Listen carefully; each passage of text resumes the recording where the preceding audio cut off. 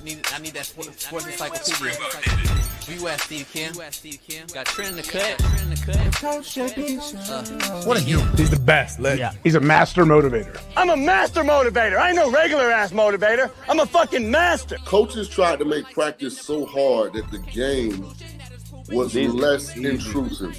Like they coached you that way. Like people think, well, they were just yelling. No, they were trying to put you under stress and put you in under duress so that when you got in the game, you could mentally handle adversity.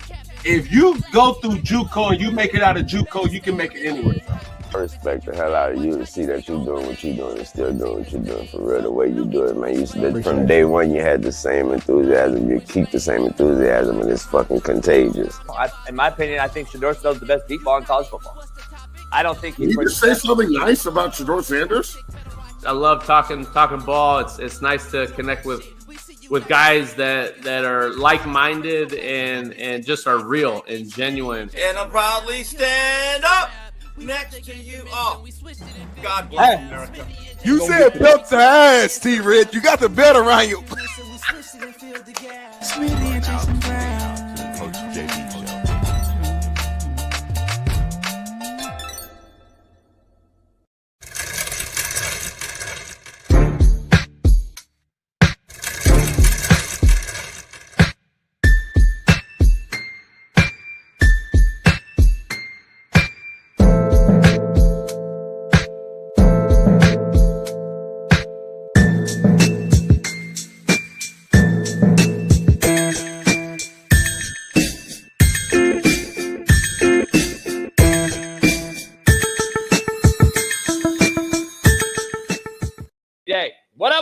What up?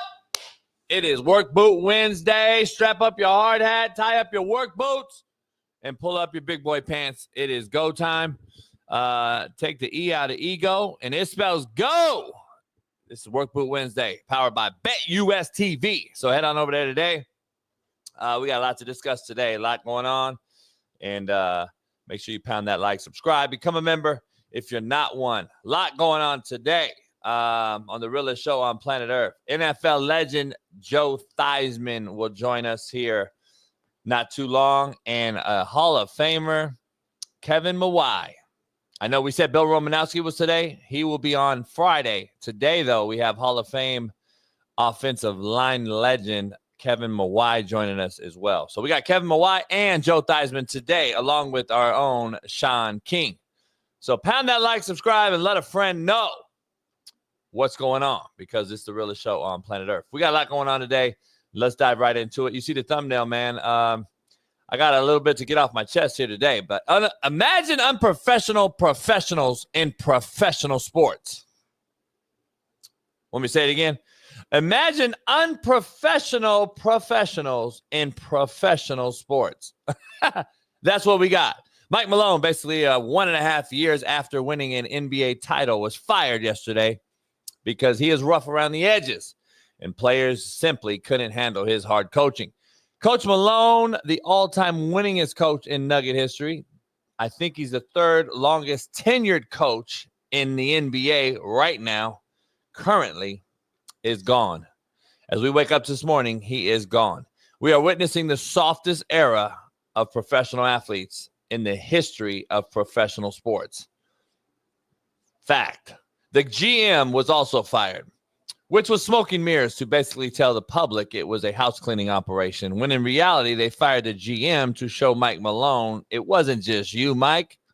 We had to make decisions. In reality, we know it was Mike Malone ruffling feathers in the locker room, calling players out for not watching film, and telling players that they're basically a bunch of overpaid prima donnas. In reality, it's a big joke. Another player empowerment endorsement by upper management over the coach. We are standing for nothing and falling for everything, yet expect a better and more competitive product on our courts, on our fields, and on our diamonds across professional sports.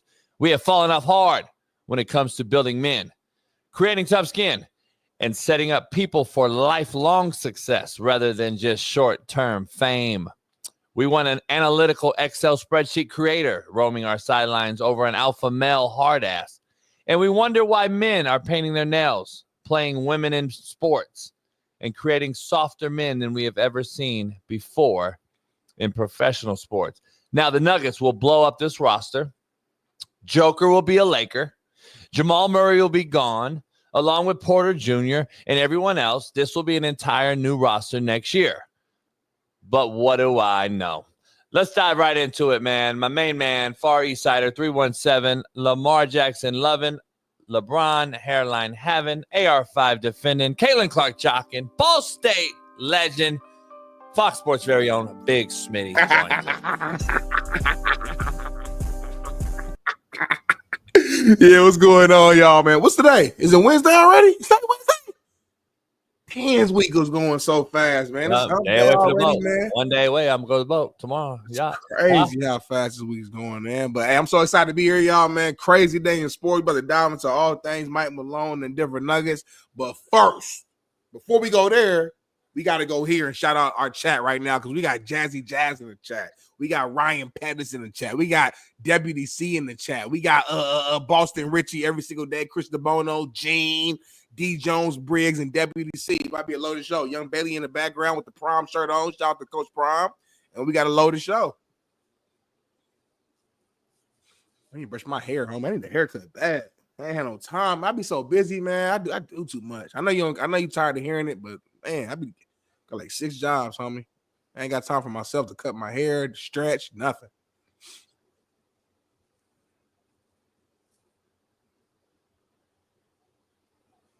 So I felt like yesterday that next Monday, I'm going to text this to you and Bailey so you guys have the schedule.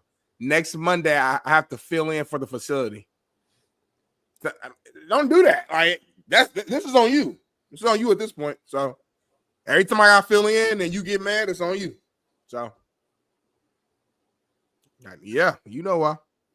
I don't get what I got to do. I got to pay my bills, homie. If my main job, how's the white man? Because the white man was supposed to, you know what I mean? So that's on you. So I got to pay my bills. So if they say, hey, Darnell, so-and-so's out, we need you to come in and fill in for the morning show for the facility. I can't say, no, I can't. I got to do my podcast in the morning. All right. And I get fired and I get kicked out of my crib, move back to Andy, moving with my mama. My wife divorced me, and then my life is ruined. Like, those are the steps. So nobody said this. Carson Lynch said, he just looks mad. JB, what demons are you hiding? Ooh. It's kind of deep almost, though. A lot. A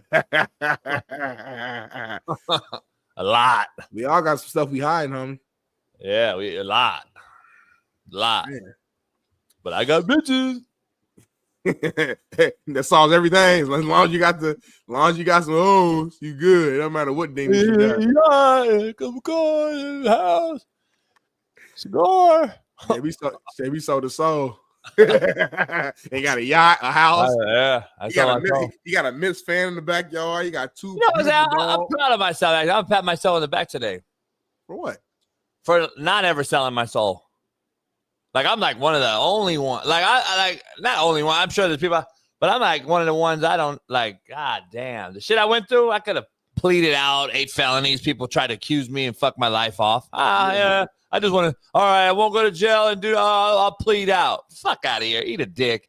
I ain't never pleading out for something I didn't do. So I beat that. Then I go fight a bullshit. You go to Hitler. Shut the fuck up. Do you know the truth? Do you see the text? Oh, no, you didn't see it? Oh, they crossed them out, huh? On CNN? Well, anyway, then I beat that. Then got blackballed. Then I started a show organically. Never bought a subscriber. We've never paid nobody on the side to do no crazy. Not all organic. 60 whatever thousand. And I got everything on my own. I never bought nothing. You a cold hustler. I just thought about it right now. Hey, I'm clapping for JB. Everybody drop the clapping emoji. I'm going to cry. In the comment right now. Go ahead and cry. Sometimes we need the cries, man. No, stop. No, we don't. No. I'm fucking with you, Smitty. You know why? Sometimes, I ain't ready to stop yet. We're not ready to stop yet. I be needing to cry sometimes. I'm not happy, homie. I'm not happy yet. Shit. The question is, will you ever be happy? No. Well, that's what winners do. I hear you, but at some point though, homie, You know what winners do? If we sell this show for $100 million, you better smile. Nah, depend. I could maybe make 200 mil. Here's the thing. Winners fuck the prom queen. I hear you, homie. $100 million. Yeah, I don't think people realize, dog, because I was sitting in the parking lot at my prom. I couldn't go because I was academically ineligible. Yeah.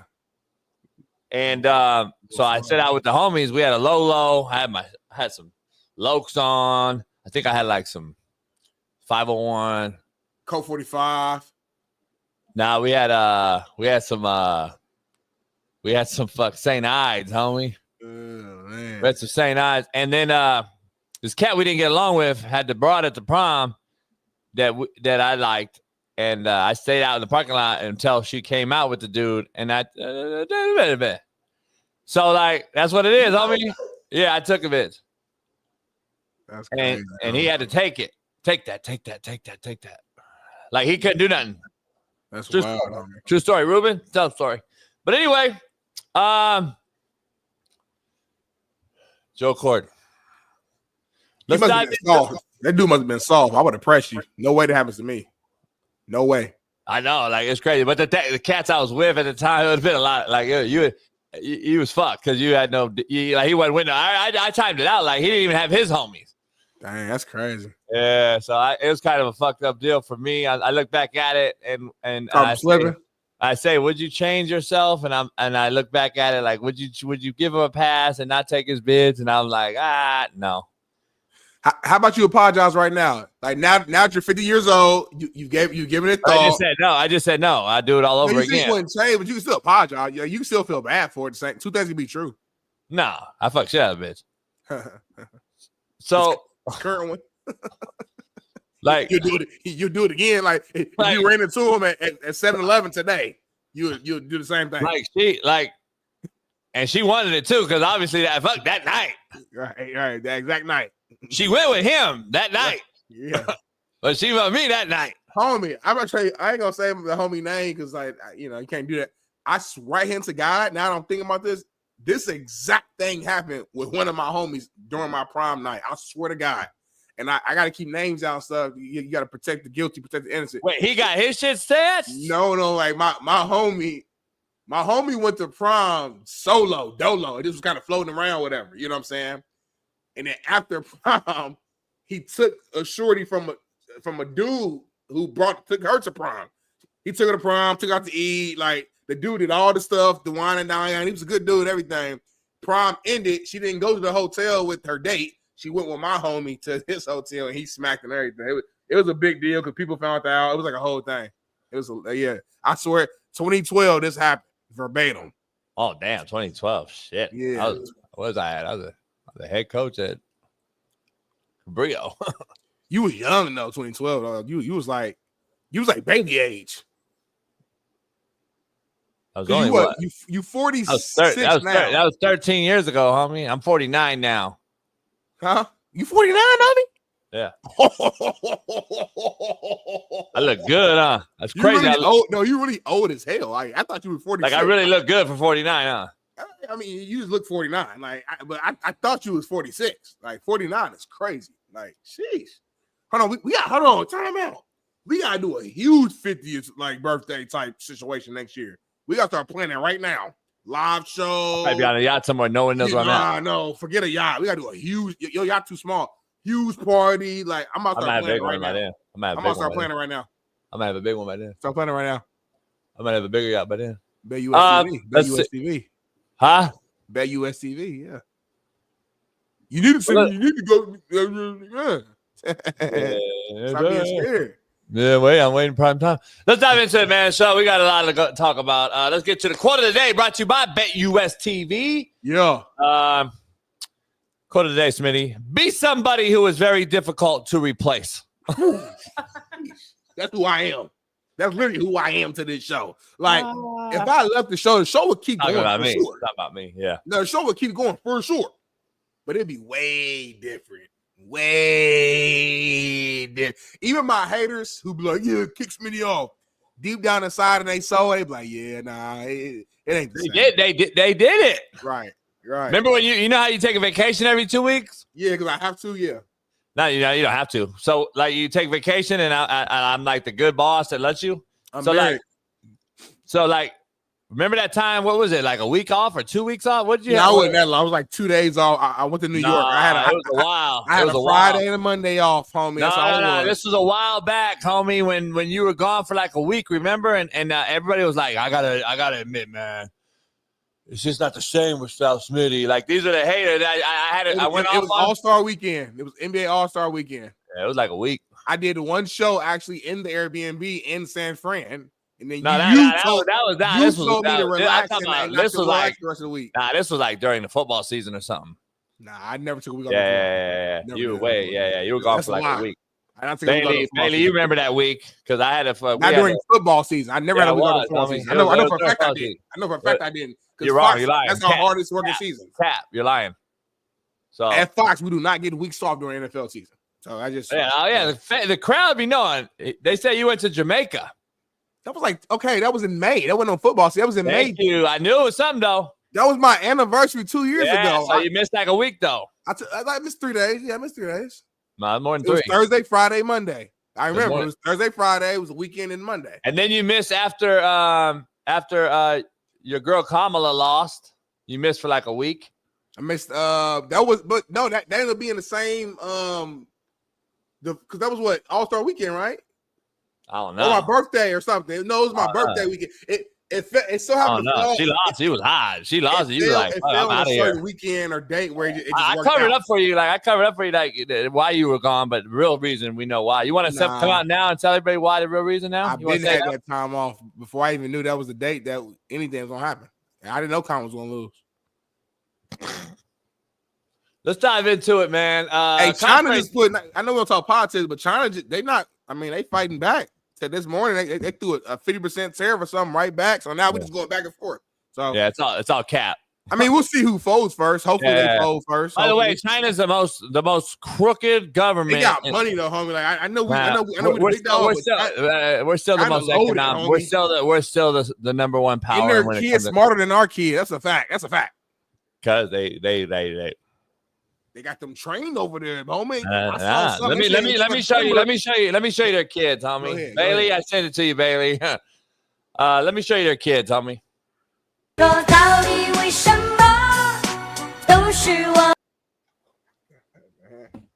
time I try to have a good show, man.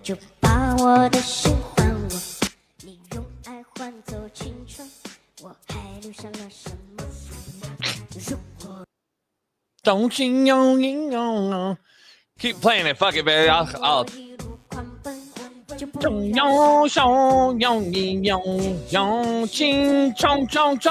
80% tariffs.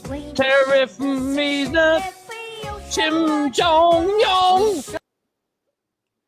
Tariff these nuts. That's my boys over there in China.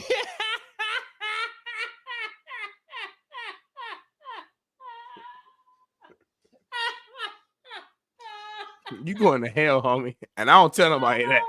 You going to actual hell, like literal hell. Oh, Somebody said, is that C-Sync? You know, NSYNC, it says that C-Sync. That English. Oh, shit.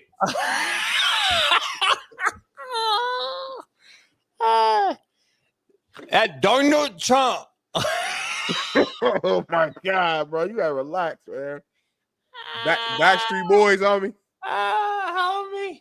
This motherfucker said, don't give me 100% tariff, Donald. Oh, my God. Can I fly to White House, Donald? I'm not reacting no more. I'm not reacting. I'm just going to look straight. I'm not going to react. Homie. Show that kid again, baby, real quick. I got to see this one cat was going down, getting down, homie. I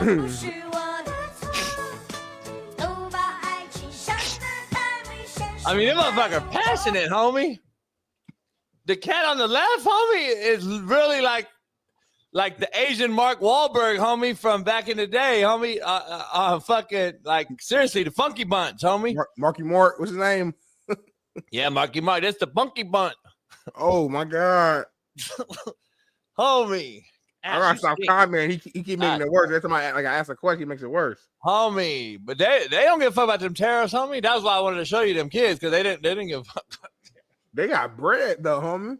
I saw something. They said starting in September, all kids in China gotta take like courses about like artificial intelligence, AI. Yeah, they have no choice. So while we over here playing on tablets and doing weird stuff, they artificial intelligence. They learn how to program it. That's why they're buying up all our shit, our farmland and shit, because Biden gave them all our farmland in Montana. Well, Biden's gone, so we can move on from that. We got a new president, and he's doing what he wants. So the Biden stuff is old. So I'm just saying that he's got to recoup all the Trump. shit. I'm not talking about nobody. I'm just saying China. They's doing their thing with their kids. Our kids. You want to bet money? I bet you dollars to dimes that this cat Xing Shang Xing folds. Oh my God, why you keep saying that? What, homie? That's the president's name. First of all, they president said they not folding. They said they ready. I know they say that. They say they ready to go to war in any way. They don't want that either. Whatever war they said we want to do. They don't want that either. We don't want to fight China either. We will win though for sure, but we don't want to fight them though. Well, you know what I'm saying? It'd probably be a good battle. We'll win for sure, but it'd be a good battle. It won't be a battle. You in there fought somebody and like you won, but like it was a good fight. Like he got a few hits in. Nah. You know what happens is the American people, it's these influencers, right? He said no. It's these influencers like what's his name? Portnoy, who pushes the envelope because he lost some money and shit. Why is Portnoy like the face of all this stuff? I get a lot of bitch vibe from the cat lately. I'm just gonna be real with it. I thought you liked Portnoy. Nah, I never liked him. You about to work for him though. That's crazy. No, I wasn't. That's why I didn't. You was literally about to work with him. Contrary to belief, brought to you by BetUS TV, Smitty. Smitty, I'm just be honest, man. Contrary to belief, a lot of fat cats don't realize this. Yeah, but it's my own contrary to belief that I had to like really I wanted everybody to know. All right, I'm the wrong person to have a I don't give a fuck contest with. Mm-hmm. We won't ever talk again. Contrary to belief, I'm the wrong person to have a I don't give a fuck contest with. Contrary to belief, we won't ever talk again.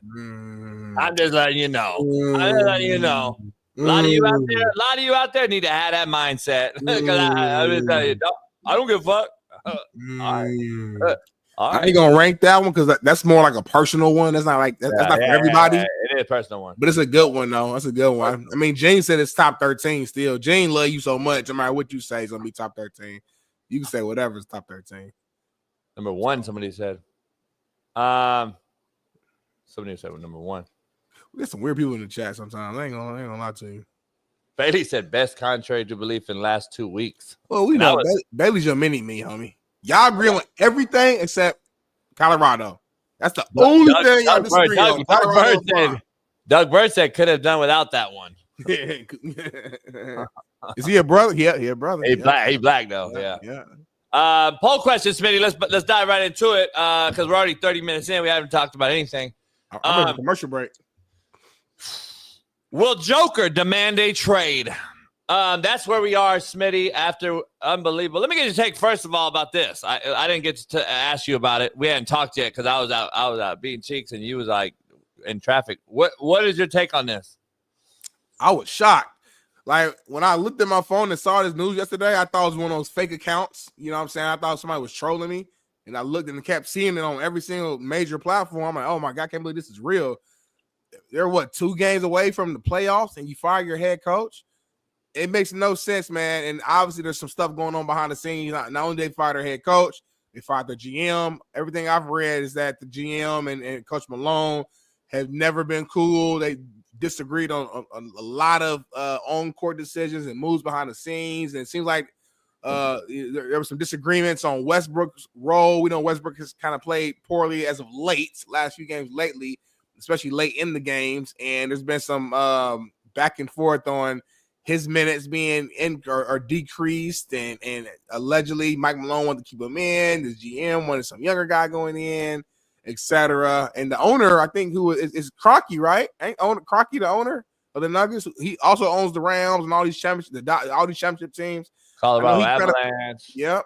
He put out a statement, but he kind of kept it PC, but saying that although the timing isn't great, they believe that this is the best decision for the Nuggets to to grow and get to that next step. I think that's a lie. That's cap. There's no way in hell you fire your head coach. Forget the GM right now. You fire your head coach 2 games or whatever before the playoffs start, while y'all are a 4th seed. I think they're a game and a half away from 3rd seed. They probably won't get it. I think the Lakers will probably keep it secured, but they could potentially become the 3rd seed. And you fire your head coach, and you're telling the people of Denver, people of Colorado, that this is going to make you guys more of a contender in the playoffs? No, it don't. It's gonna cause more distractions. There's no true leader in that locker room now. Say what you want about Mike Malone. Obviously, me and JB, we're Lakers fans, and so sometimes Coach Malone will talk trash and we get annoyed or whatever. But on a serious level, serious note, he's a hell of a coach. Old school mentality. You know what I'm saying? Not scared to go at any of the guys. He's a champion. He brought the Nuggets the first title ever for the Nuggets, if I'm not mistaken. We had or first one in a while, put it like that. Yeah. First one in a long time, just a couple years ago. And you're a top seed right now. You're having a bad stretch, and then you just fire your coach. It makes no sense. It's the second time that this has happened this year. Just a few weeks ago, we saw the Grizzlies fire their head coach after again playoff contention, like competing well. So I don't know what's going on, man. Like it's hard to be a coach right now. It seems like if any disagreement, behind the scenes. I thought it was easy, homie. I thought y'all were cool for the player empowerment, homie. Not to this level. Well, I mean, because Micro, I've been telling y'all, this is what's going to happen, homie. This is the problem. This is the product. Like, what do you mean? When you allow, this is what you're going to have. The old school coach is dead and buried, homie. You will have Mike McDaniels on every sideline wearing skinny jeans. And I'm not even trying to kid around. That is what you're going to have. It's the player that gets paid absorbent amount of money who now picks and chooses which soft pussy he wants to coach him or her. Like, let's just be real.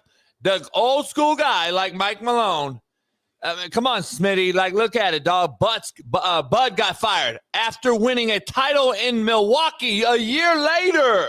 Yeah. Nick Nurse got fired 2 years after Toronto, Kawhi Leonard hits the dagger shot and wins it. Like, what are we doing? If you notice the trend, it's all old school cats. So, like, this is the bottom line. You want young bullshit coaches who say, yes, yes, yes. Don't worry, Card. It's okay. You don't have to watch film. There's stories out there, allegedly. We'll go with that. But we talked to certain people that say it's true. In Miami, in the NFL, guess what that common denominator is? Oh, he don't demand hard work. He doesn't demand you show up on time. He doesn't demand you practice hard. And guess what Miami Dolphins are known as? Soft. Like, let's just be real. Mike Malone demands it. And we got a clip here, Smitty, and I want to ask you, is this the clip that ended up firing him? Let's see it. Guys got to look themselves in the mirror and start coming to each respective game with the proper mindset and have some pride. I didn't think we played with any pride tonight. How do you feel like they took that? I don't really care. It's not my job to evaluate how they take things. My job is to be honest and sometimes brutally honest. And tonight it was a brutally honest message. And the guys that are full of shit won't hear it. They'll say coach is tripping. Love it. And the guys that maybe do really care will, because they're not going to go back and watch their minutes, because nobody watches their minutes. Nobody watches film. So we'll have to show them the film. And I said, if somebody disagrees with me, please speak up. And nobody said a word. So. Smitty, this is the thing I have. The problem I have is, go ahead. You were saying something? No, well, to me, that tone, that tells me that he, the GM, and the owner was already having some bickering and disagreements going on behind the scenes. Oh, yeah, his tone right there, he wanted out. Too, yeah, like agree. By the way, yeah, I agree 100%. I don't know that tone. I don't know. I don't even know if that tone is I want out of Denver. That tone is I want out of coaching. Ooh, you think so? Fucking right, he does. I mean, that's a demoralized cat who 2 years ago won it all. And nobody can see anything behind the scenes. See, a lot of us just want the sausage. We don't want to know how it's made. We just want to taste it, and it's unbelievable. That's what a lot of cats out here, the common fan and the guys I call nobodies, a lot of guys in the chat and shit. I always say that, like, you just want to taste it. Like, you have no idea. You never played. You never coached. You have no idea. Your fucking DFS DraftKings pick didn't hit for you, so you hate the guy today. Tomorrow you love him. One day you love Westbrook because he got you 50 fantasy points. The next day you fucking hate him because he fucking threw it away. Like, this is the you have no clue how it really works, and you don't see anything that's going on in the locker room. You don't see any of that, what he just said. He's trying to force a round peg into a square hole with his team, and they're combative in there, and there's a big old issue in the locker room. And I remember they won it all, homie, and this man right here got a tattoo of a nugget on his arm, made a joke of it, trying to keep up with the young cats fucking around. And kind of like Gino did this year with UConn women. And he goes over to Serbia or wherever Joker's from, don't he? And don't he ride horses and do all the shit with Joker and his brothers? Think so. Yeah, he did. I know it's fact. I guarantee, because he went over there, and I remember it was a big thing, and I watched the whole thing on it. So the rumors I'm hearing is that Joker and him are fine. Joker likes him a lot. And Joker, think about it, his upbringing and his brothers and all the shit you see.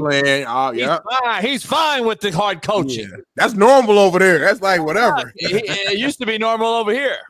That's what's crazy. It used to be normal over here. Anyway, he's fine with it. But guess what? There's too many fucking chefs in the kitchen, homie, in today's sporting world. And I just imagine professionals being unprofessional, man, in professional sports. I don't know how else to say it. So, like, I was talking to Matt Barnes and other guys, and they were like, dog, we used to get it in on our own. So when we got the coach to come in and show the game film, he was just showing cut-ups of the coaching points of what, as a team, we should have done. But we already watched our minutes. Right. Like, we already knew I fucked up. So when he cussed us out, yeah, coach, I know. I already saw it. And then there was grading going on. Hey, dog, I know you watched your own film. What the fuck did you do in the second quarter when why didn't you get on the ground for the loose ball? Why didn't you get the 50-50 balls? Why did we lose all the 50-50 ball opportunities this game? Why did we lose fucking 8 or 10 of them? You couldn't get your fucking prima donna ass on the floor and save the rock, like old school video of Shaq doing it, diving into the thing and throwing the ball out, all these things. Like, I'm telling you, homie, it's sad to see, dog. There's no recovering from it. This is what it is. And what happens is, Smitty, no offense, I love the young kid at Florida, 39 years old, one of the youngest coaches to beat the old Kelvin Sampson and all that. But when that happens, and there's no shot at by me. What I mean, but I'm just going to make a point. When it happens, it solidifies this firing, though. I know what you mean. It's like, see, let's go with the young guy because the young guys are winning, you know. See, when Curry and Steph Kerr and when Steve Kerr and Curry and them took the world by fire, because we know Kerr is a soft puss. But anyway, when he came out and was hitting all these threes and they were on fire and they played this finesse style. Let's be honest.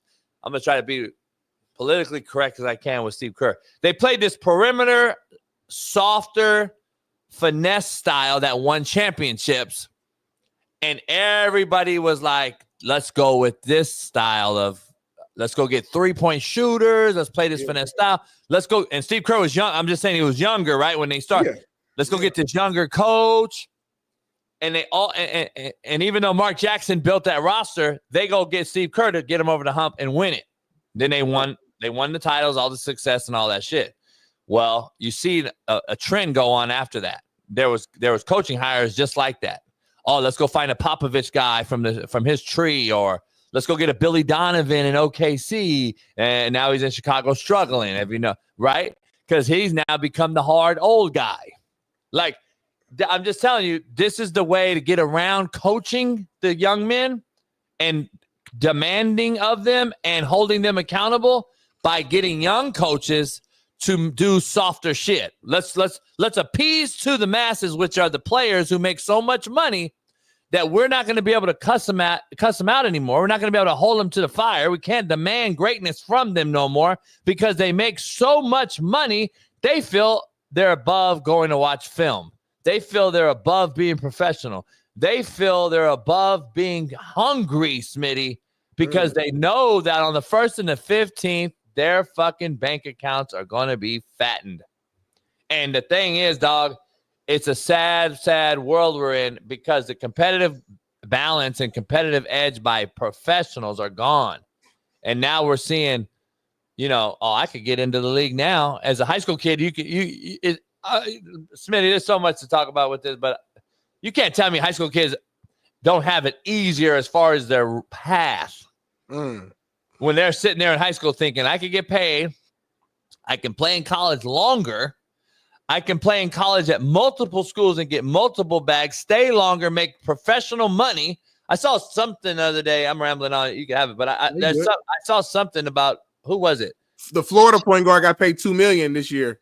You talking about him? Nah, there's two brothers. One's in the league and one's in college, and the brother that's in college makes more money than the one in the league. Oh, I saw that too. I can't remember his name. I know what you're talking about. Yeah.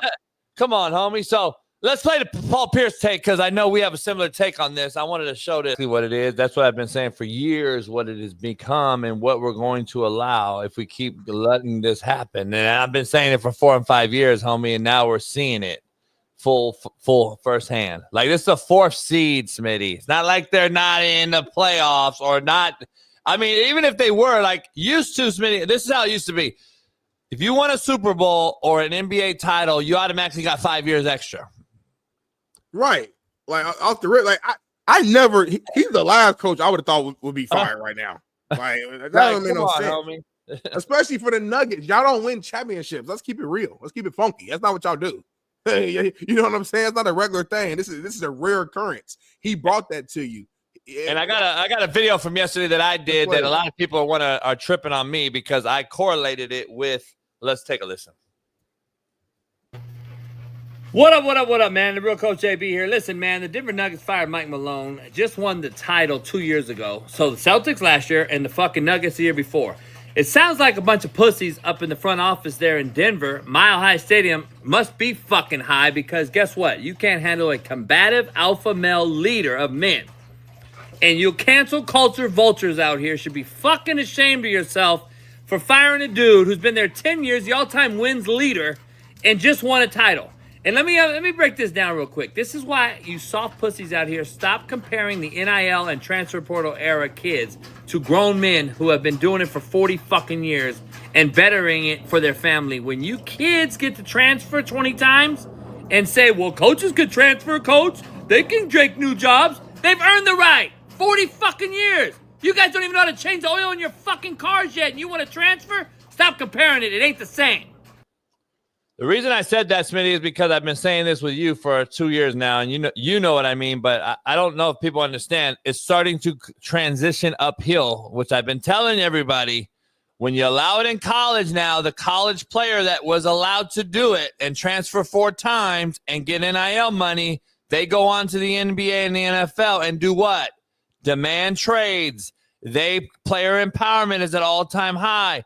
Then we start comparing, well, the coach can leave and take a new job. He has to pay money back. He's on a contract. There's a huge difference. And he gets fired like this man just did 2 years after winning a title. I don't know players that get fired, homie.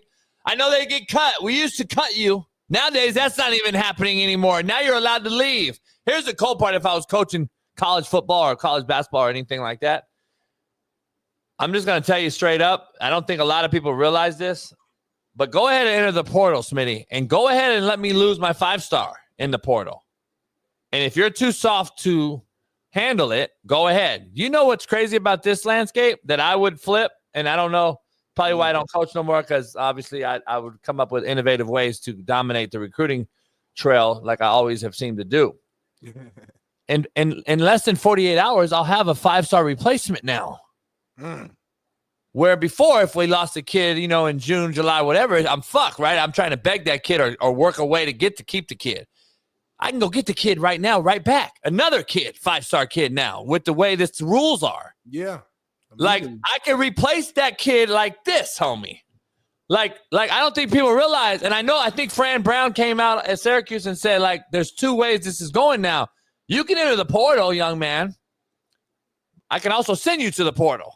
Right. It goes either way. And I'm glad he said that because, like, that's the craziness about this. And eventually this oil and water mixture is going to there's going to be a fire in the middle of this whole thing when the oil and the flame and the oil and the gas and all this shit mixes up, man, because oil and water don't mix. And we're going to have a problem when the coaches now start to get tired of watching guys like this get fired. And we're going to be like, all the other coaches are going to be like, hold up, man, what are we really doing? And here's the cold part. It's like me with the women takes and all that, right? That half we joke, half I'm serious about when I'm saying I actually think I'm helping the women when I say I don't want them doing this. It's the same as this. Like, I don't know if the grown men in the room understand that this guy like Mike Malone or other coaches like Hurley and UConn that everyone hates on, you're fine when he won to, and then he's yelling at referees now and they lost. Now he won and fired. Like, this is the world we live in. Like, I don't think you realize we are actually doing this to help young men succeed. You want us fired to allow them to fail. That's the difference. And that's what you guys don't understand out there, because a lot of you are just worried about your bets, your picks, and how, you know, what not to say in a PC world that's on social media that we look at and say, oh, the cancel culture vultures are going to get me. I gotta be tight-lipped here when I speak. And the tight-lipped coach for the last 10 years has been the ones getting fired now. And now I think people are starting to see, and there's more and more, not JBs, but there's more and more Pat McAfee style guys coming out. Like, you know, Frank Martin at UMass, my good friend, like Hurley, like these other guys that are like, you know what, fuck it, man. I'm going to stand on my business and start saying what I want to say because I'm tired of this. I'm not going to walk on eggshells anymore. And I think we may be in that era. Maybe even that era is starting to come back. Now, there'll be some sacrificial lambs, Smitty, like Mike Malone, like these guys that are going to say, you know what, this ain't for me anymore. My time's passed, I guess.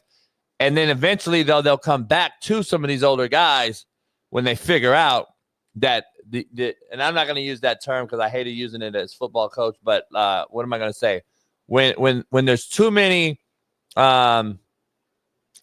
Indians and not enough chiefs, or too many chefs, chefs in the cooks in the kitchen, not enough chefs. We got too many cooks in the kitchen, man. Now I feel you. My last thing before we kind of transition, you made a comment earlier saying that, you know, the Joker and Coach Malone, at least reportedly, they have a good relationship. If that's the case, though, if that's true, you still think that the other players on that team have enough power and influence to get a head coach fired when the superstar player actually is connected with him and he likes him? Because that's like Phil Jackson getting fired, you know, but Kobe wanted him to stay, but because D Fish and I don't know Robert Orr, I'm just naming others, they didn't want him around, so he gets fired even though Kobe wanted him. Like that's hard to believe, though, for me. Here's how I look at it now. And everything that you just said, I knew you were going to ask that because, like, if Joker said, I want him, and they still fired him, here's why I say they fired him. Because we're in this generation that I was just mentioning, this soft culture where they don't want to demand greatness from their players anymore because they're overpaid at prima donnas and they're going to get it their way. Here's why. The big picture is they fired him now so they don't have to deal with the playoffs come and go, and then they go, hey, man, we had a run. I got to keep Mike Malone. We made it to the finals again 2 years after we won it all. So if you cut him now, Smitty, you get rid of him right now, you don't have that possibility of this guy winning the locker room back. Right. Or winning the fan base back, or winning the casual back out here who's hating right now because they're the 4 seed. Remember, if the playoffs start today, they host the first round in Mile High. That's what you want at the end of the day. Yeah. That's what you want to do. Like they don't want him in that having the possibility of being the great coach he is to get those guys to actually buy in on a playoff run where they can beat anybody because they have the best player in the world in Joker. So if they do have that and Murray gets a little healthy and comes back and they make a run, anybody in the NBA playoffs can make a run, in my opinion, and win this thing. They're as good as anybody when it comes down to that. They could beat OKC. They could beat the Lakers. They could be fun. So, like, and I think any of these teams can beat anybody. But, like, my point is, if they go on a run and win, he will be impossible to fire. Right. And they don't want to they don't want to deal with a whole nother year next year of a bunch of oil and water in the locker room, and then they don't see how the sausage is being made. And then that's why he fired the GM, right? Because the GM and Mike Malone didn't even talk, apparently. And the GM reports are coming out that the GM wanted less Westbrook and more what's his name, Peyton or whatever. Young guy, yep. So and Mike Malone's like, nah, I want the energy, I want the fucking experience. The hustle, right. Yeah, and the hustle from an old cat. I don't want this young ass cat that don't want to give me no effort. I don't want to coach effort. I don't need to coach effort. Like, man. So like I'm telling you, homie, it's a bad place. Like, we're setting a bad precedent. Watson's the name. We're setting a bad precedent when it comes to this, because now this is going to be the trend, so to speak. Right.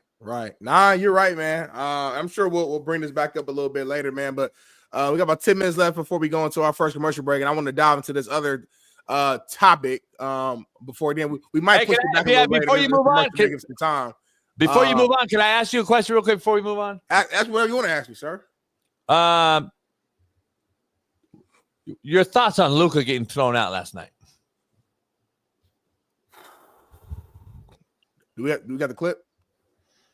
Bailey could get it, but I didn't watch the game, so I watched the clip, and I've seen, what caught me was a good friend, Michael Thompson, who I have dinner with every so often at trainings, a legendary place in Long Beach. You've been there. I've been there. I think Steve Kim and him are real tight, but he was announcing the game with Kevin Sutherland, I believe, a local LA Laker announcer for years, 25, 30 years. He's been on everything from Prime Ticket here in LA all the way through the transition of Spectrum.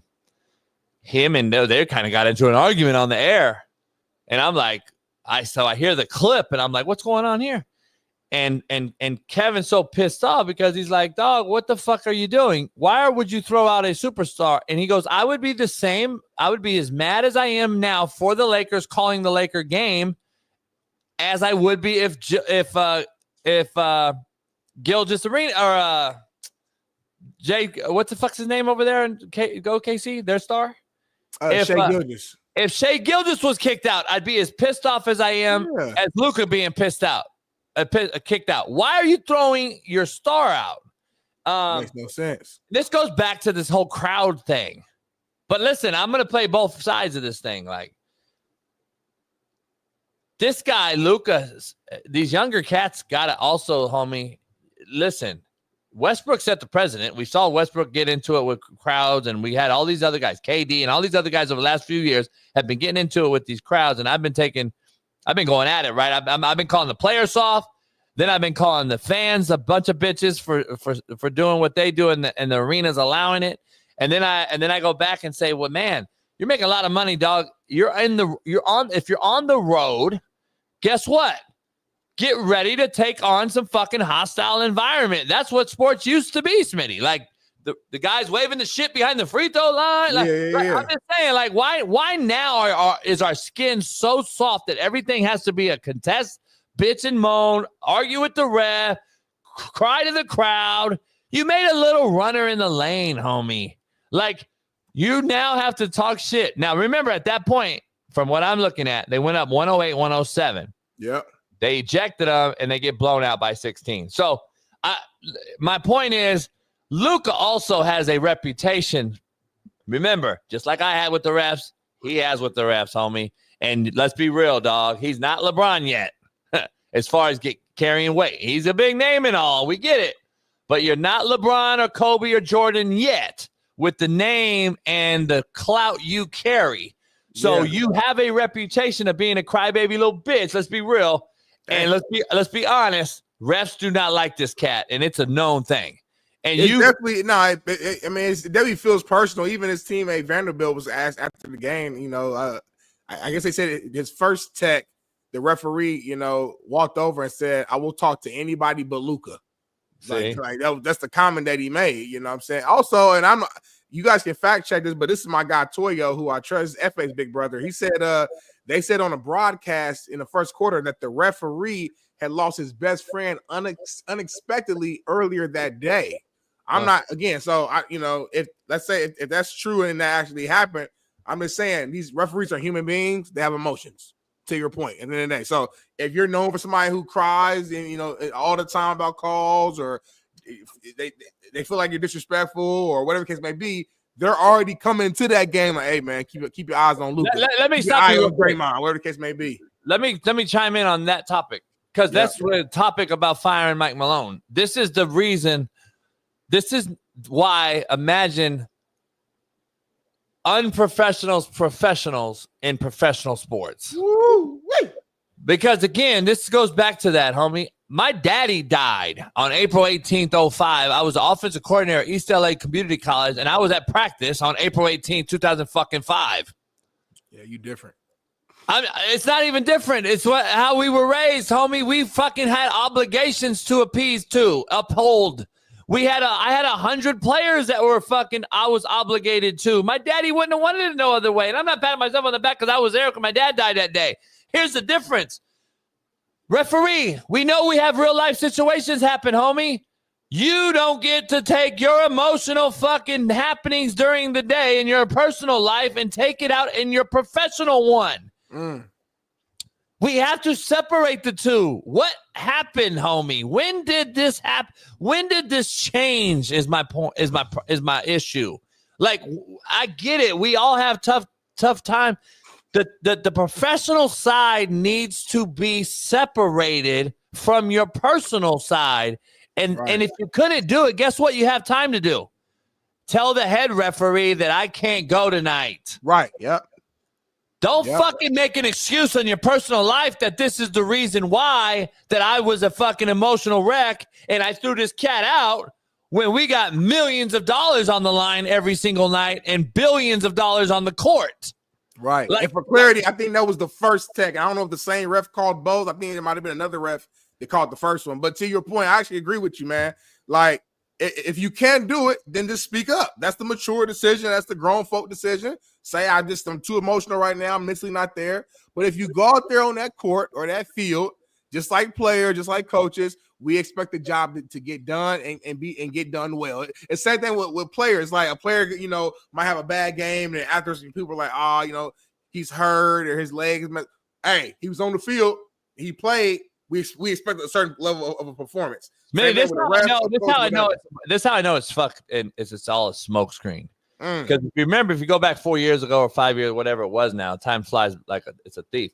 The COVID year, no crowds, remember? Yeah. And what was happening?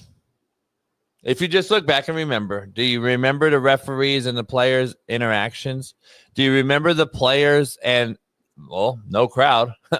So what do you get to hear and see everything, and the whole relationship changed, right? The whole fucking thing was like it's an act now. Like you're showing like that you're doing this for clicks and likes, like we always say. Right. Like that's what the problem I have is. Be the same cat, homie. Like that's what I'm saying, Luka. Because in the COVID bubble, Luka, you weren't this cat. Like either were these referees though. So I'm being devil's advocate. I'm trying to be honest. Like the refs weren't showing out either because there was no one to show out for. The national title game in the last fucking 2 minutes of the game, obviously a lot of people are out there showing these fouls that the referees made. Oh, it was about the refs. I'm not going to sit there and point at the refs and say that's why Houston lost the national title game to Florida. What I will say though is that's the narrative though that we get to use now because of the professionalism or lack thereof that I'm discussing right now. We don't have an understanding how to separate the two from personal to professional.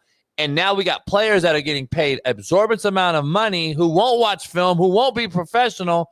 And we think the kids at the college level who are now being paid semi-professional are looking up to you and saying, oh, that's how I want to be.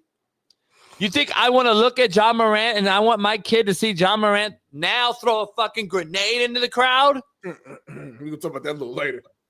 Come on, homie. What are we doing? Like, homies, let's do that later. We got what's happening or no? No, we got BPS and MPS. We got to do a quick break before our big-time Hall of Fame guest jumps in as well. So let's go BPS first because Black is always the first one we go with. and then we'll do MPS. We'll go to quick commercial, baby. What we got? Okay, that makes sense. I will eat wet pussy. Nigga, Popeye's chicken. Popeye's chicken. Why it gotta be $10 though? Because ain't nobody gonna give me nothing else but $10. Where's that gonna go down? $10 is not enough. That's not worth your soul. Hold on, homie. Did you hear the? Where's it gonna go down at though? Right. They want the detail. You hear the broad? Yeah. Yeah. It was just blank. That ain't enough. I put it all together, like stashed it up. Everybody vagina is not. Wait, okay, question. As long as the No. PhD balances are clean. And She said now everybody's vagina is like up to par, homie. Yeah, She knows. people See, in the women know. Women know y'all dirty. they're not all But how do you know? Where are you gonna go do this? You asked them to get tested first? Shorty in the back want to know where she be doing it at. No, but I'm not She's She asked wants twice. some head. She's asked twice. She wants some head bad, yeah. serious about it.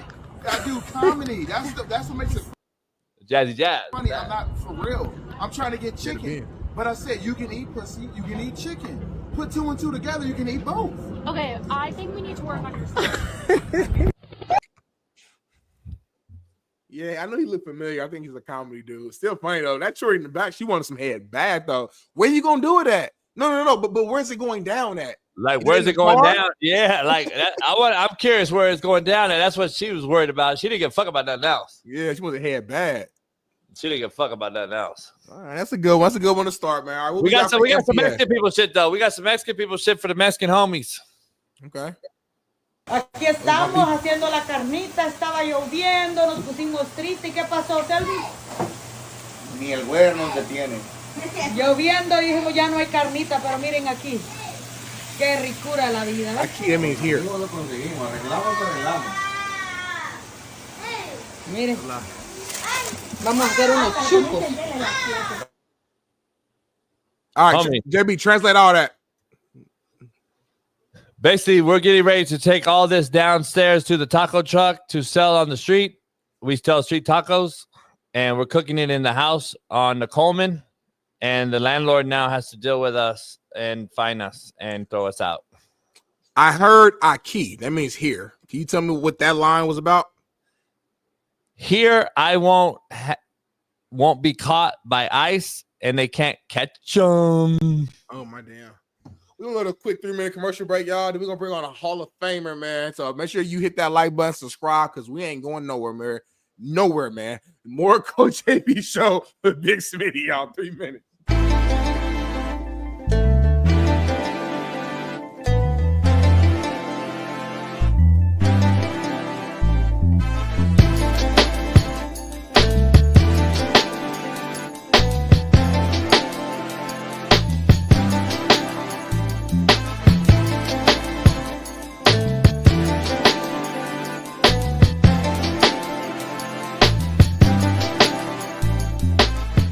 Account posts a girl working with quote unquote route guide who's a South Coach Florida love trainer. this.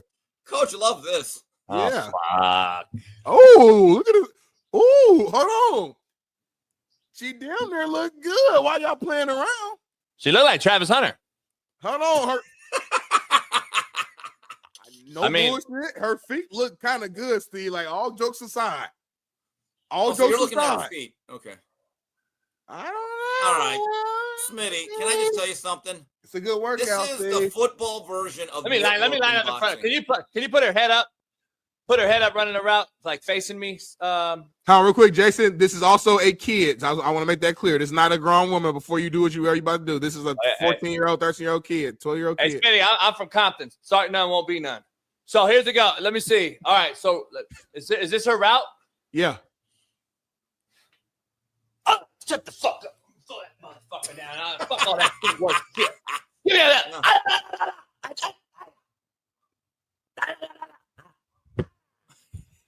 Get the fuck out of here. Why are we showing all this bullshit? It's playing flag. It's for flag. She's not playing play. Stop. I'm going to choke slam the fuck out of her. That's not cute, Jason. She playing flag. I want to know this, Smitty.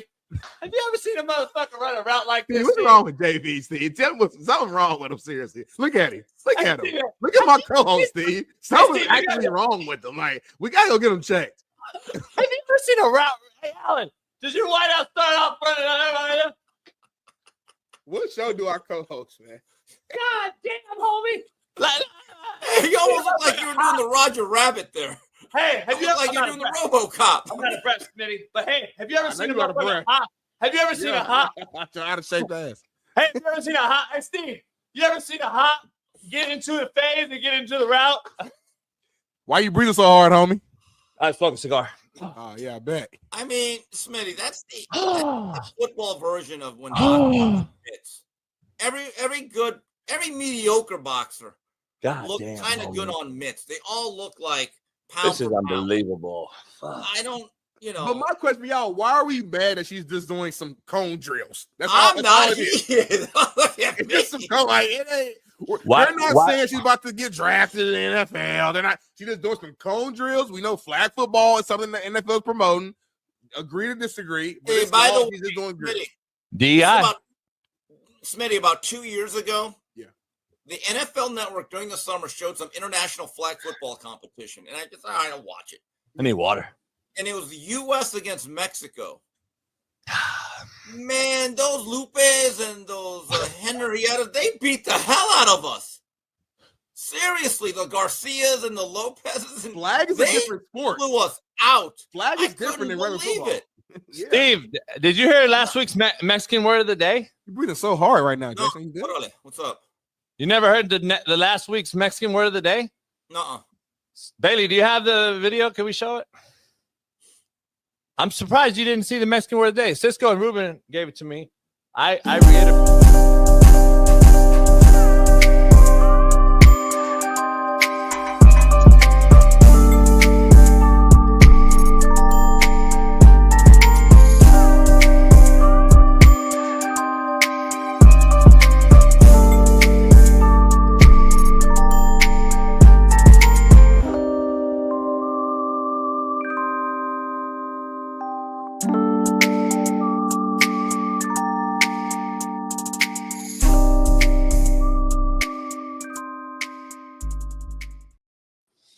We are back on the building. We are back in the building, man. It's Work Boot Wednesday. We got a legendary, my main man, Hall of Famer, man. Can't thank him enough for joining us. Hall of Fame O-lineman, man. Can't thank him enough for joining the show. Let's bring our main man in, man. Kevin Mawae joins the show. The program. What up, brother? How you doing? What's up, guys? How y'all doing, man? Y'all doing good? I'm glad you were watching that clip back there, man. I was like, man, let me make sure I clip this off and cut this off before Kevin sees this shit. Bro, you got me laughing, man. I was like, who does? I watch all these receivers and DBs do all these drills. I'm like, bro, you get hemmed up at the line of scrimmage. You do that. I'm like, come on, man. What's going on with this shit? Like, what are we doing? Like, come on, man. Hey, let me ask you something real quick. I appreciate you coming in. You got into coaching, man. You started to dabble into this thing. I know you were doing other things in the league, and then you took your own program over. And then I don't know what happened. I don't even care. But are you thirsty again, or you want to get back into it, or no? No, man. When I met you, the funny thing was I met you. I was at Arizona State, and we were in a restaurant along the San Antonio River. Oh, yeah, that's right. I kept checking you out. I was like, man, this dude's like, he's looking at me. I know this dude from somewhere. I couldn't figure it out. And then I was like, later on, the Polynesian coaches had their little convention thing. And so I was in there, and then you came in there. I was like, I've watched like The Last Chance U like twice. I was like, I know this dude from somewhere. And that's where I was like, that's who that is. That's Coach JB. And so didn't know you, but I thought you and I were checking each other out. Like, I don't know if you mean mugging me or whatever. And right. Get you a cigar in your mouth, drinking a little drink. And I'm sitting there with a couple of coaching friends of mine, like, I know this dude, but I have no clue where I know this guy from. And I didn't know you. I just recognized your face from watching the show. Same with me. Yeah, man. So, but I was at Arizona State. I went to the Colts for 2 seasons, sleeping under my desk. Didn't like that. And my contract was up. I was coaching high school ball in Tennessee. It didn't work out. And I was like, at 53, I'm like, you know what? I'm done. I've chased this. There's 10-year journey in coaching. Playing is a whole lot funner than coaching is. And I was just, it was time. My parents were getting older. My dad was diagnosed with cancer, and I just made the decision. It's time to retire. I moved back down to the South. I'm from Leesville, Louisiana. I bought a house on the lake in Texas. Is right about 40 minutes from my mom and dad's house, and I'm retired, man. I'm still dabbling with the NFL stuff. I was hired this past year as one of the 4 appeal hearing officers for the NFL. Myself and 3 other guys. So it keeps me tied to the game, but I'm not tied down to the game. And no doubt. Yeah, so that's what I've been up to. My 2 kids are semi-adults, living in Hawaii. So we're freeing our time up, take care of mom and dad, her parents, and then go see my kids whenever we are. Hey, are they on the rock too, Mom? Yeah, or no? Yeah. My wife just left today to go visit my kids. My mom and dad live here. They live in Louisiana, the house I grew up in. And, so let me ask you a story. So Pops was a military guy, because no way you go from the Rock to Louisiana. No, we ended up at Fort Polk, Louisiana. So my dad joined the military in '63. Went to Vietnam, Korea, all those, and then they said 23 years in the Army. His last duty assignment was Fort Polk, Louisiana. That's how we ended up here from Germany. I went to Leesville High School. We left NFL, LSU, whatever, and mom and dad never left. So they're still here. My kids decided I want to go. My daughter transferred from ASU to University of Hawaii. My son moved to Hawaii, does land conservation there. My daughter's actually getting ready to graduate from law school this semester at the University of Hawaii. So still got family there, but my mom and dad, my brothers are all in Leesville, Louisiana. Man, no doubt. I love your story, man. I know that year we met, that was Joe and George. I know I probably know all of them. I used to run the AIGA, the poly, all poly and all that stuff. So I know that I spoke that year, I think, for Joe and them. But yeah, that's when I saw you. I was like, man, I already knew who you were. I was like, man. So that's what it was. So that's a small world, man. I'm glad you came on, man. This is my boy Big Smitty. He works over at Fox with Michael Irvin and them. So he covers those guys on a daily. So and we got a lot of guys on the show, man, that I'm sure you know. Eric Weddle said to tell you what's up. E-Dub's on here a lot. Shaun King. We get a lot of guys that come on the show. So can't thank you enough, man. But I know Smitty wants to ask you a couple things before we get out of here, get going. Yeah, no, for sure, man. Like I said, again, honor having a legend on here. And I want to get straight to it, man. We always have discussions about just the landscape of football today, whether it's at the collegiate level or at the NFL level with player empowerment. Obviously, the NIL has taken over the college space, and it's changed everything with the transfer portal being open, et cetera. So I kind of want to ask you more of a broad question. As you look at football today in comparison to what it was when you played, do you feel like it's going in the wrong direction? Do you feel like it's a much different game today than it was when you played? The X's and O's of it, same game. It's reciprocal. It's cyclical. You got the spread offense. You got the run and shoot. Whatever it is, the physical part of the game is the same. Aside from some of the rules with the safety and stuff, but how you go about the recruiting process and all that completely changed the landscape of the game. I think players are different now. There's the sense of entitlement, especially with the NIL. Coaching high school ball, at a pretty successful high school program, I made the mistake of taking over after somebody won 2 state championships, so expectations are always so much higher. But the higher the level, the more entitled you feel, especially with the successes you've had. And so when you change things, well, we didn't do that this year. We never done that before, and so. And so that became a little bit difficult. But then you find out that, like, I was in Tennessee, so Tennessee allows high school players to have NILs. I left there and found out that one of my players that already had $1.4 million worth of NILs signed up. I mean, how do you coach a kid like that? You try to get on to him and whatever, and then he got his dad texting me and said, "Don't you ever call my son out in a team meeting room again?" What? It's like that just blows my mind. You got kids that are going to go to the NFL and the rookie contract make less than what they made in college. I know, like the NILs and they have these, their whatever the NIL consortiums and stuff. The guys are guaranteed $200,000 going in, and whatever you want to make after that. Players get the sense of like, well, I'm untouchable. Like, I make more than you, so what are you going to do to me? That kind of thing. But at the NFL, money doesn't matter.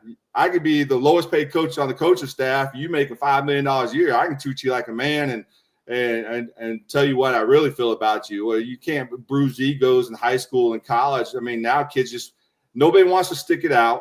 Nobody wants to compete. They all want to start right away. And if they don't do it, I'm going to transfer in the portal and stuff like that. Now, there's times where I believe kids should be able to go. Like, this system doesn't fit me. The personalities change. I came here to play for this coach, and he left or he got fired. Right. But I think it's too easy for kids to leave now. They just want. I'm going to go draft, and you get kids who've been to 4 different schools. Like, that's, to me, that's an indictment on the kid, or whatever. So I don't know. It's just, I'm glad I'm out of the game from that aspect. The recruiting part of it, when the parent, first thing they ask you is, well, how much is my son going to make as a freshman in college? And I didn't experience that because I left the college game at the beginning of the NIL stuff, but it was headed in that direction. And so I'd rather go coach 5th and 6th graders, go coach flag football with a bunch of Pee Wee kids and have fun doing that, or train guys one-on-one. And guys they call me because they want me to train them, because they want to get work in and they want to do it the right way, and as opposed to having to deal with all the stuff that has nothing to do with football. Be careful though out there, dog. If the fucking Pop Warner coaches might shoot your ass now, these fucking slapdicks. It's unbelievable, man. These fuck.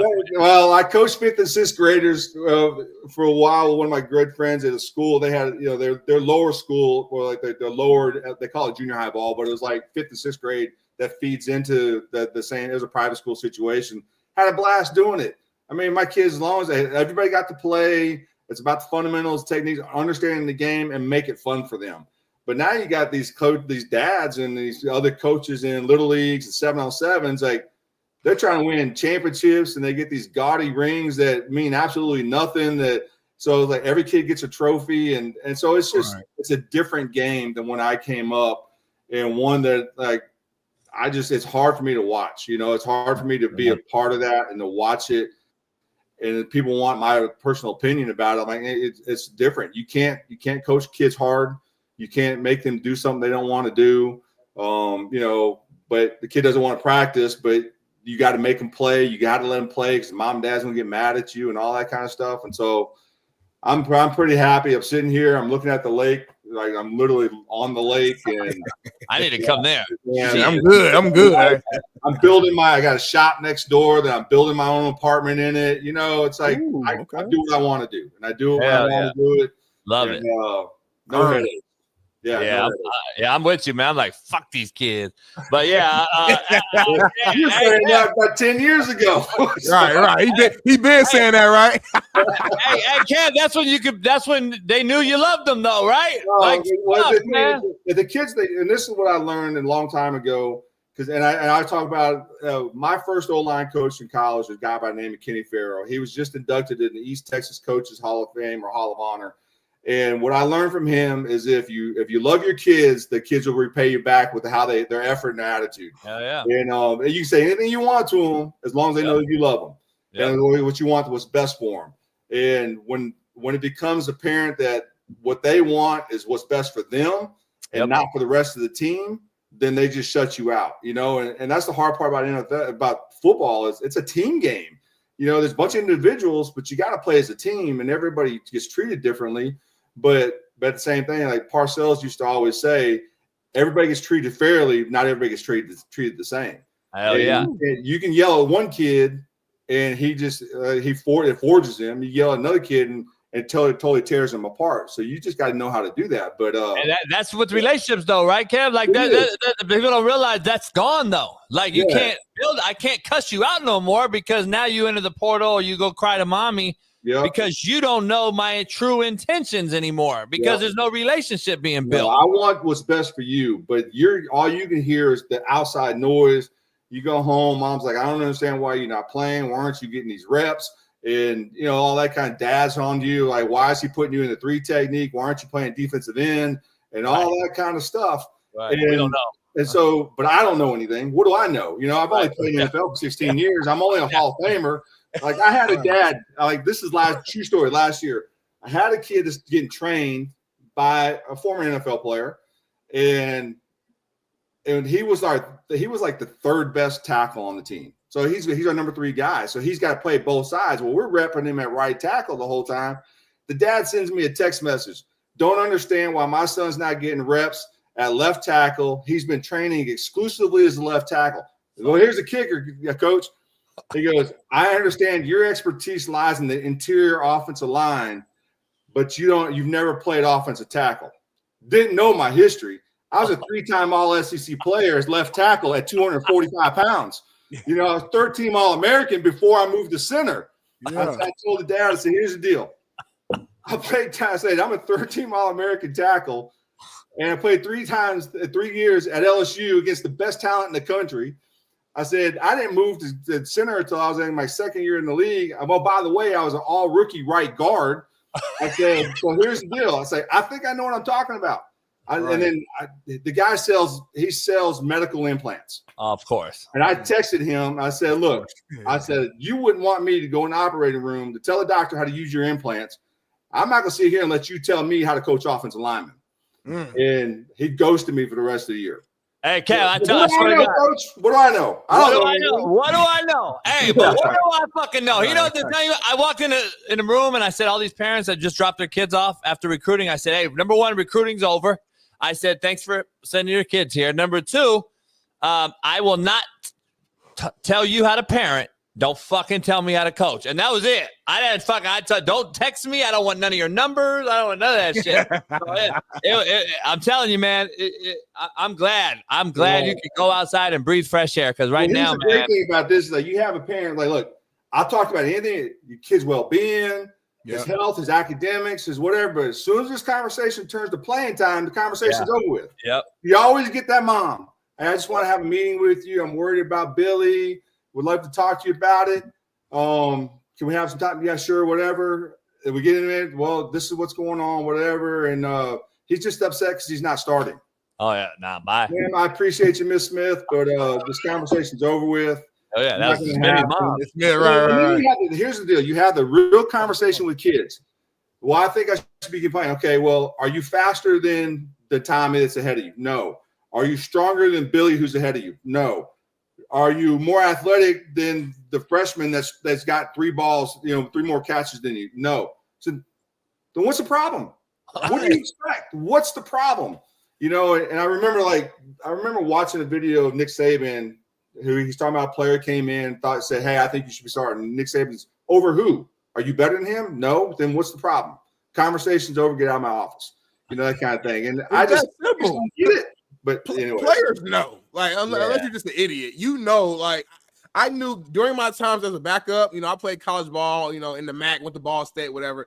My first couple of years, I was a rotating guy. I didn't start, but I knew the guy in front of me, Nate Ollie or whoever, he was better than me. Watch the tape. It is what it is. You're not ready yet. Why can't today's kids just watch the tape and be honest with themselves and say, hey, they're delusional because their parents tell them there's something else they're not. It's like, be honest with. Like, I used to joke around when I was at Arizona State. We'd go, I was an analyst, so I wasn't allowed to coach. But so we'd go through. The kids are going through the drills, the board drills, and under the chute and all that. And I was just thought, hey, I just want to let y'all know your parents lied to you. The biggest lie that we tell our kids every day: you can be anything you want to be. You can do anything in this world you want to do. No, you can't. If you're short, fat, dumpy, you're not playing in the NFL. Hell no. Work ethic, if you're not ready to sweat and go to work and compete, you're not going to play. It's not true. If you don't got 25-inch arms, you're not playing offensive line at the next level. Not happening. Yes, you can. Now, look, you can go to school. You can be a doctor. You can be a lawyer. You can be whatever you else want. But when it comes to professional athletes, you're not going to be one of those guys. You're one. Okay, you're in college. You're a 1%er in college. Now, if you make the NFL, you're 1% of the 1%ers of the world. All of you guys are the 99%. There's one of you in this whole group that's going to go to the NFL. And I tried to tell my co-host here. I tried to tell Smitty. I said I wouldn't have recruited you. I know you played at Ball State, but you couldn't have played for me at Indy. If we would have played against each other, I would have destroyed you. And I would have hand after the game. You be like, damn, man. I should have brought you in. You know what I mean? Well, I know one thing, Smitty. If you would have mouthed out the coach on the way off the field, he would have given you a whole lot more than you gave out. Hey, Cam. I would have said nothing disrespectful. I would have just shook his hand. Nice game, coach. And I would have walked off, but I would have made sure he knew. He made a mistake. I didn't recruit 5'8" D linemen. They couldn't have played for me. There's no such thing. Exactly. Hey, Kev. I told the kid. Kev, hold on. You ain't gonna do me like. But this is a great thing. This is high school coaches. Coach, he's a culture builder. He's gonna give you everything he's got. GPA guy. He's a dog. Yeah, he's a dog. He's going to play NAIA. GPA guy. Hey, look, this is what you need to tell kids, and this is what I tell kids all the time. And I was honest with them. Like, even when I train kids, it's like, Coach, you're telling me I'm not good enough? I said, no, I'm telling you, if you want to play college football, there is a place somewhere in this country you can play. It's not going to be LSU. It's not. I'm not going to tell LSU to check you out because that's my school. I'm not going to send a 5'8" defensive lineman to LSU. It's like, I want LSU to win. I don't want you, you go walk on. You can walk on. You could be you can help out, be a scout team guy your whole, and that's great. A lot of respect for walk-ons. My brother was a 5'9" walk-on nose tackle at LSU. Oh, he transferred. He's a year older than me. I went to LSU. He transferred after me, and we got to play together. But he wasn't going to start. And he Rest in peace, brother. Rest in peace, man. Yeah, I appreciate that. But he wasn't going to start, and he knew it. But there's other kids think this is the reality. Like, and I say this because I love my nephew. Well, he went to LSU's camp one year, and I had to pick him up from camp, and he was down. He was like, he's down. So what's up, nephew? He goes, man. He goes, I just, he goes, how come all they look at is a 6'5", 285-pound guys? I'm like, and then I said, well, what's the question you really have? He goes, do you think I'm good enough to play at LSU? And I love my nephew. I love him. And I was like, Nate, I said, you want me to tell you the truth? Or you want me to tell you what you want to hear? And he goes, I want you to tell me the truth. So Nathan said, you can come play at LSU as a walk-on. And because your last name, I can get you in the door. And then you can be a scout team player for 2 or 3 years. You might play special teams. By your 4th, 5th year, if you stuck it out, you might be able to get to play. I said, but you're not going to start as a defensive end right at 6'1", and 185 pounds. It's not going to happen. I said, but if you want to go play at McNeese or you want to go play at Southeastern, being in Louisiana, or Louisiana College, which is a D2 school, I said, you go there, play, and you have a great time. And I said, but look at NFL rosters. I tell kids all the time, there's kids in the NFL from schools you never heard of. Because if you're good enough, they find you. But I think sometimes people just don't have the real conversations. And now I get it. There's guys that don't go on scholarship. Dave Thornton, a great teammate of mine, great friend, was a walk-on in North Carolina.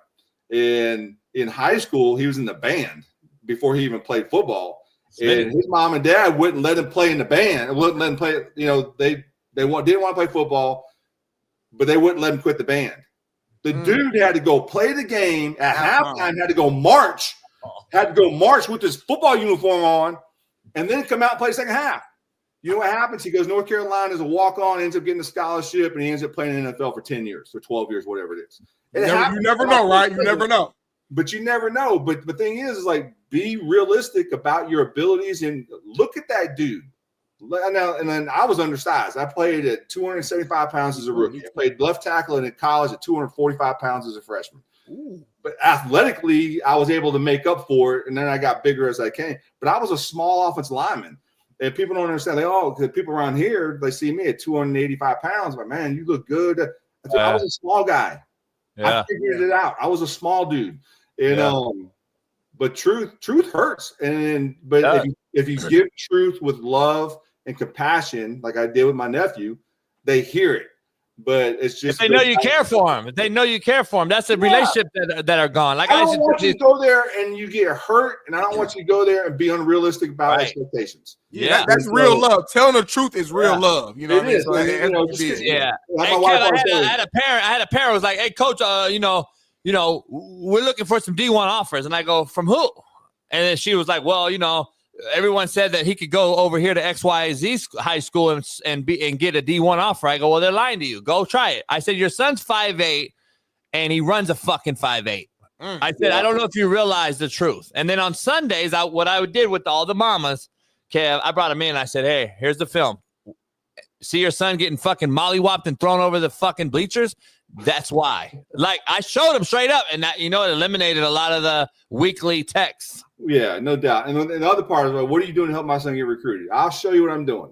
And like when I was a head coach last year in the 23, and even when I was coaching the high school ball way back, the whole staff sat in the room together. We went through our entire roster.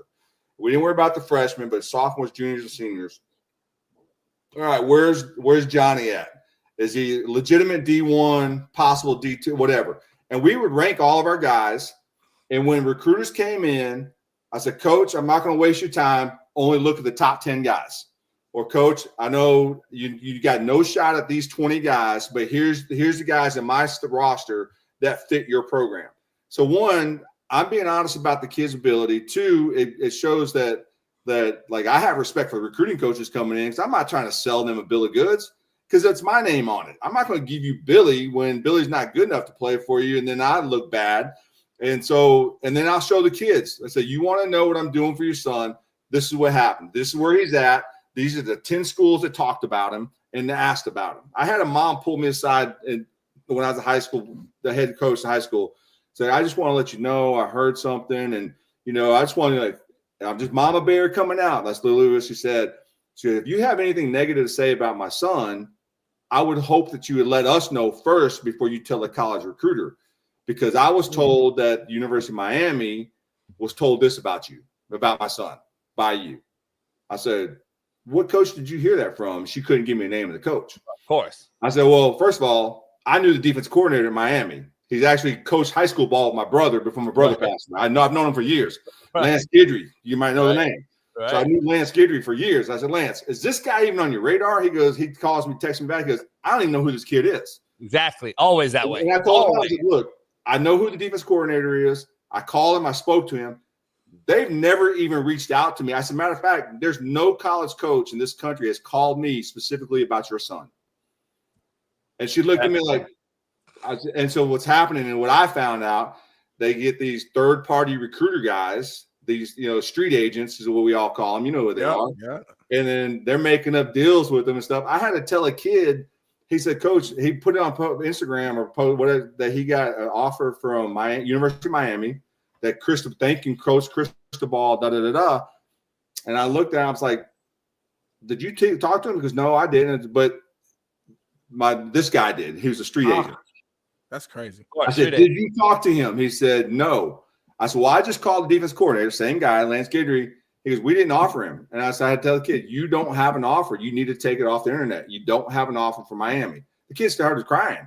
I said, I'm sorry, but I'm being honest with you. He said, this guy's, you're paying this guy $500 to help you recruit, and he's lying to you. Because, and then so I don't know. It's just that kind of stuff. Man, I'd rather go coach third graders. You know what I'm saying? Hey, Ken, let me ask you this before you get out of here, man. I can't thank you enough. Let me ask you, is this the totality of all we're talking about today, what you saw last night as the Denver Nuggets fired fucking Mike Malone a year and a half after winning a title because he's entitled now what I call professional unprofessionals in professional sports, which they don't want to watch film and they can't get cussed out by a alpha male leader of men no more. They want this spreadsheet analytical guy apparently now coaching them because they make too damn much money. Is this in totality what's happened? And that's why you and I aren't coaching. This is really what it is. And I don't know if there's any more proof in the pudding than last night. I think it's a buildup. I think it's, it's just a buildup. It starts way down in little leagues. Everybody gets a trophy. Everybody gets a pat on the back. Everybody gets a Super Bowl. You get third place rings that are bigger than Super Bowl rings now, and that's just what it is. And so when you get to that level, well, I'm in a show now. You can't tell me what to do. You're just a coach. You never played the game. Well, I'll tell you this. There's guys in the NFL. There's some great coaches that have never played. My offensive line coach, Kenny Farrow, is the best O-line coach that nobody's ever heard of. He didn't play. And he played Northwestern, like way back in the day, Northwestern State in Louisiana. But the guy was a student of the game, and he was a student of technique and stuff like that. But for guys to have that attitude, like if you can't learn from somebody that knows the game because you're playing the game, I used to have a different mentality. So how are you going to teach me how to play when you never played yourself? But the reality of it is there's guys there. Just because you're making millions of dollars or double digits or triple digits doesn't mean you can't learn something from somebody. But it also means you're not above the law either. I mean, you're part of a team. I don't know. Baseball's a little bit different. There's 9 individuals on the field, but you're playing for one cause. Basketball is definitely a team game. Football, you can't be successful without, everybody. All 11. Defense is a little different. See ball, get ball. But offense is like everybody's got to do the same right thing. Yeah. And so for to have a bunch of lone rangers out there, it's all about myself. And that's what I've always told kids all the time. And I said it in my speech that football is a selfish game that takes selflessness to be successful in it. Yep. And because it takes everything. It takes away from your time, your family, your body, injuries, the whole bit. But in order for you to be successful, you got 10 other guys that got to be successful. And the offensive line is the one who we benefit from everybody else being successful, but they benefit because of we protect them or whatever. But I think it's a culmination of our society. I think my generation, our generation coach is the ones who everybody's got to be included and everybody's got to be lifted up. So it's our fault for raising this generation behind us. My kids are a part of that generation, but now this is the next generation of kids. They're like, everybody gets a chance. No, it doesn't. You got 9 slots on the team. Only 9 guys to start in baseball. Only 11 guys to start on offense. I can't have, no tough skin development anymore. No, I mean, you know what? Go outside. Don't come back in until street lights come on. You get thirsty, go drink out of the water hose, and you get in a fight. Take it behind the backyard. Y'all go duke it out. Kev don't play outside no more. Kev, I ain't seen a kid outside in years. No. I'm younger. I'm 31, so I'm younger than y'all. But I'm kind of a tweener where I played outside and introduced to technology. So you don't see that. You don't see that no more. It's just different time. I live on a lake, so I'm on a point and I'm on a circle at the end, and I'm the only full timer out here. There's just, literally, I guard all my neighbors' houses, and then they all show up on weekends. But the greatest thing about being out here is come Thursday afternoon, families start coming out. And kids aren't on cell phones. They're out here. They're riding bikes around the neighborhood and skateboards around the neighborhood. And the one kid stopped by, hey, Mr. Kevin, da-da-da. And he's a baseball player. I said, well, look, next time you come to the lake, bring your baseball glove. I got mine. We'll go out in my backyard and play pitch and catch. They don't do that, no. Nobody wants to play hot box. Nobody wants to play tackle football in the backyard. Everybody wants to play this. They're like this the whole time. And that's the problem is because we're not encouraging kids. We're not encouraging. We're not making them go outside. Get out of my house. My mom and dad my mom raised 4 boys. Get out of the house. I'll see you at lunchtime. Yeah. And I'll see you when the street lights come on. And make sure you 2 older boys. Make sure you take care of your 2 little brothers. Boy, you talk about development, Skin. Hey, I gotta have you on more often, man. Yeah. We gotta do this again. I gotta come out and see you too, man, because I'm looking at some spots. Because I got my boat is in the ocean, man. It's a bitch. I gotta get in some fresh water. So I'm gonna hit you up. I'm gonna hit you up after the show. Hey, I'm on Toledo Bend Reservoir. It's the largest man-made reservoir in the southeast United States. 166,000 acre lake. It's like 16 miles from my end to the other end of the lake, and I can't see the other end of the lake. So we're doing one of the top bass fishing lakes in the country.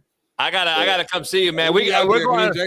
Hey, we're going from one Hall of Famer to another, man, because we got Joe Theismann sitting here waiting to come in, and Kev, I can't thank you enough, man. Great stuff. I'll hit you up after the show. We gotta hook up. No doubt, man. I appreciate it. Tell Joe I said hello and great being on your show, man. I appreciate you guys. No doubt. I appreciate you, brother.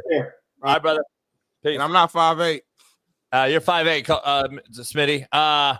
Hey, we got another Hall of Famer, 2 Hall of Famers in one day, man. You can't beat it on the realest show on planet Earth, man. We got a guy that made this man smile behind the scenes when we know that you are 5'8" and you play D-line in the NFL. I want to know, did Joe Theismann ever have to face a 5'8" D lineman? Aaron Donald is 6 foot. The best tackle of all time. Hall of Famer. I'm going to ask Kevin about Aaron Donald. Joe Theismann. Welcome on. Joe, how you doing, brother?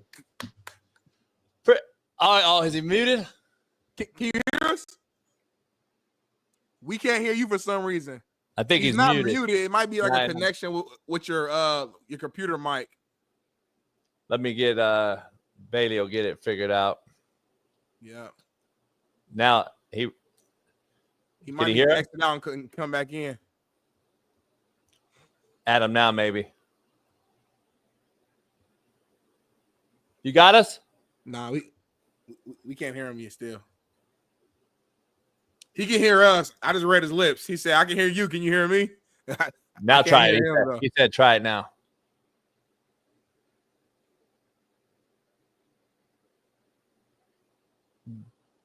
Now he's muted. There you go. Got me? No, we can't hear him. He can hear us. Yeah. Maybe told him to leave and rejoin. Oh, can you leave and rejoin, Joe? If you can, maybe just exit out and come back, and I think it'll trigger it. Work. Yep. Appreciate it. Man, Thank you Joe so Theismann, much. can't wait to talk to Joe. Hopefully he gets figured out. Shout out to Kev, man. Make sure We gotta get him back on because I got a lot more for him, man. He wanted to say more. He wanted to say more, by the way. He wanted to say more. Yeah, I want to ask him about his NFL and play, his years with the Jets. He actually played, with my guy Keyshawn for 2 years in New York. I was gonna ask him Keyshawn stories and so we'll get him back on for sure. Man, my boy Eddie George, obviously. Yep. Curtis Martin, legends. Let's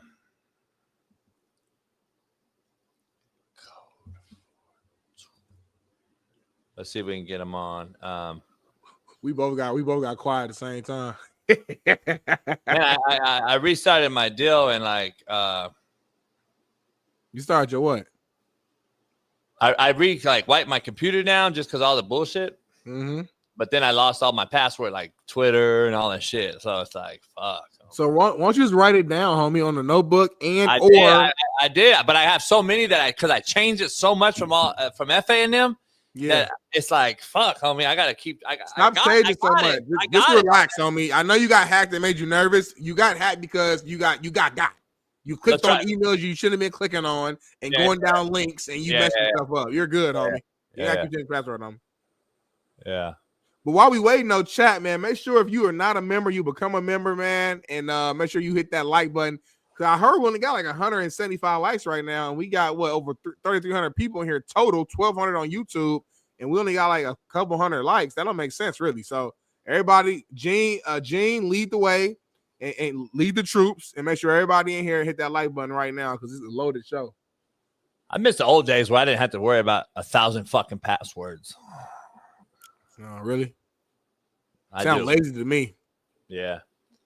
Let's see if we got Joe back. I know he's muted, but he'll have to probably unmute it when he pull him in. Let him get his camera right, and then he can hit the unmute button on this thing, and then I think we might be good.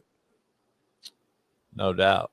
We'll see. A lot going on. Yeah, there's two-step verifications. There's all these different things. Technology is just not my friend, man. Let me tell you.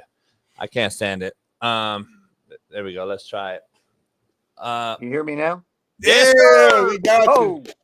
How you doing, brother? Appreciate you joining us, Joe. Appreciate you, man. I have entered the technological era of my life. Yes, you have. Hey, you're doing a lot better than a lot of people that we've had came on. You're better than JB. I'll say that. Hey. See, when you were calling games after your career, you didn't have to do it. You showed up and bam, huh? You didn't have to do all this crap. I know. You got to work hard for all these podcasts. You do. Well, it's an honor to have you on here. It is an honor, man. I can't thank you enough, brother. Kevin Mawae tell you to say hello. We had him on right before you, and he was a legend, man. And so I think he got inducted, in 19 or 20? You got inducted, in 03? To the College Hall of Fame, yeah. College Hall of Fame in 03. He got inducted to the NFL in 19 or 20. I'm not sure Kevin Mawae did, but he wanted to say hello. Man, so what do you got going on now? Are you out just – are you on a lake too, like Kevin, or are you out? You're in the big city. No, actually, I didn't make the kind of money Kevin made, so I'm still a working man. I'm out. Actually, I'm about 10 minutes from heading off to a presentation I'm doing up here in Edison, New Jersey, and then I head for Reading, Pennsylvania, for another one tomorrow morning. So I stay on the road doing motivational speeches. Wrote a book called How to Be a Champion Every Day. Nice. Hardest thing I ever did was do the audio for it. I got to tell you.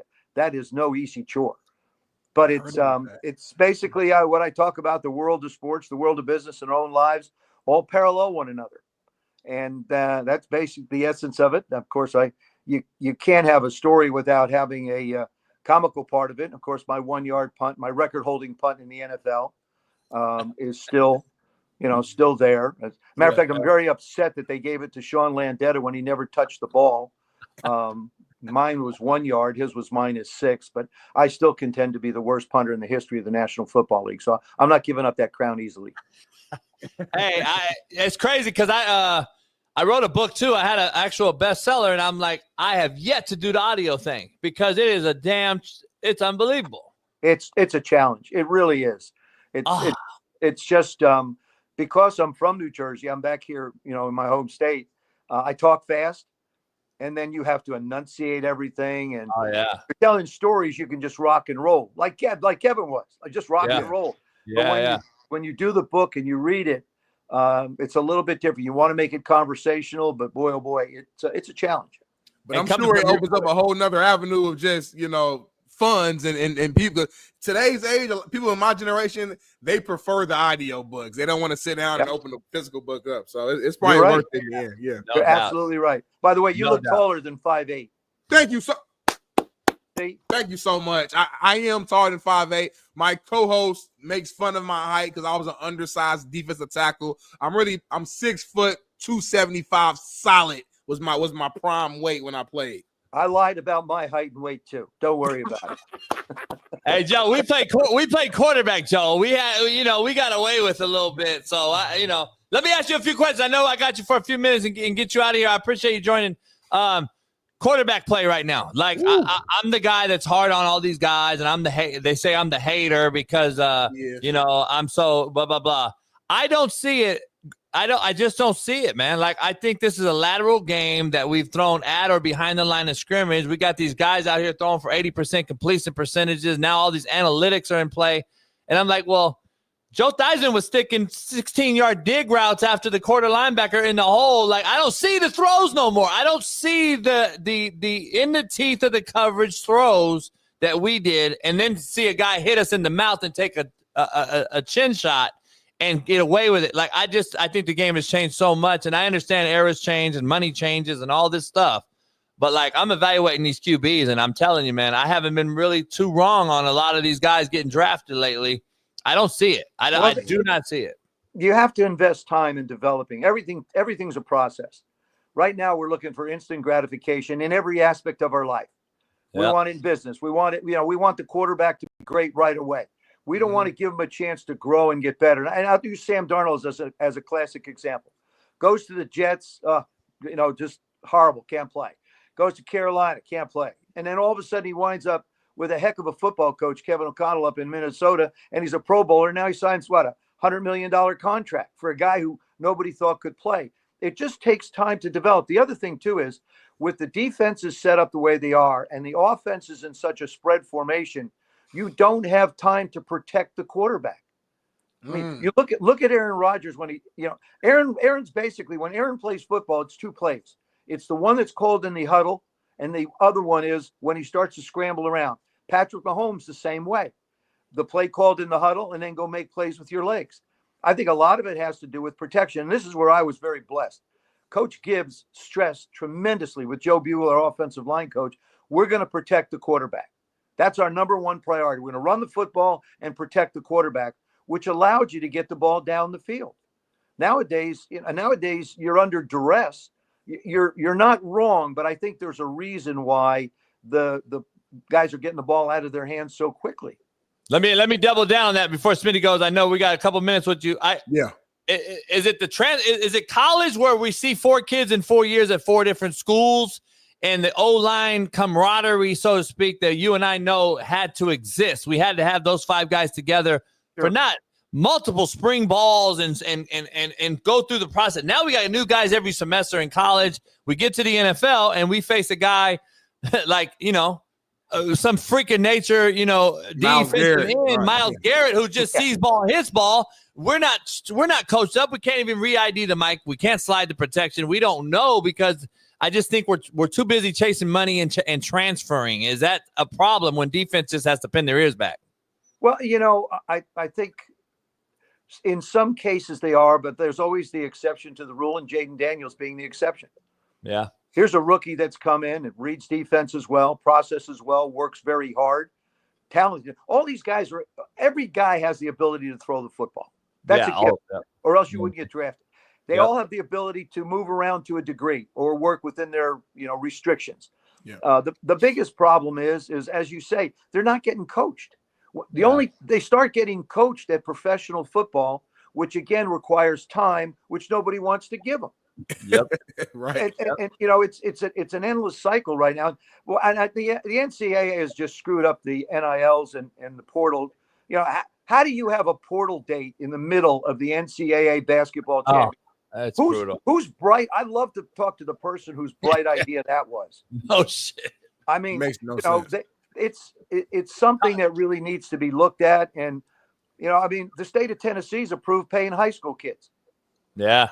I mean, we're destroying the fabric of the game and the ability to be able to learn and grow. Because, I was listening to Kev, talk a little bit about, a parent saying, well, don't say this bad about my child because, he wants to go here, he wants to go there. I mean, I'm looking at this draft and shout the kid, this is 7th year in college. Oh, yeah. It's his 7th year. It's I think his 4th school. You got 401k.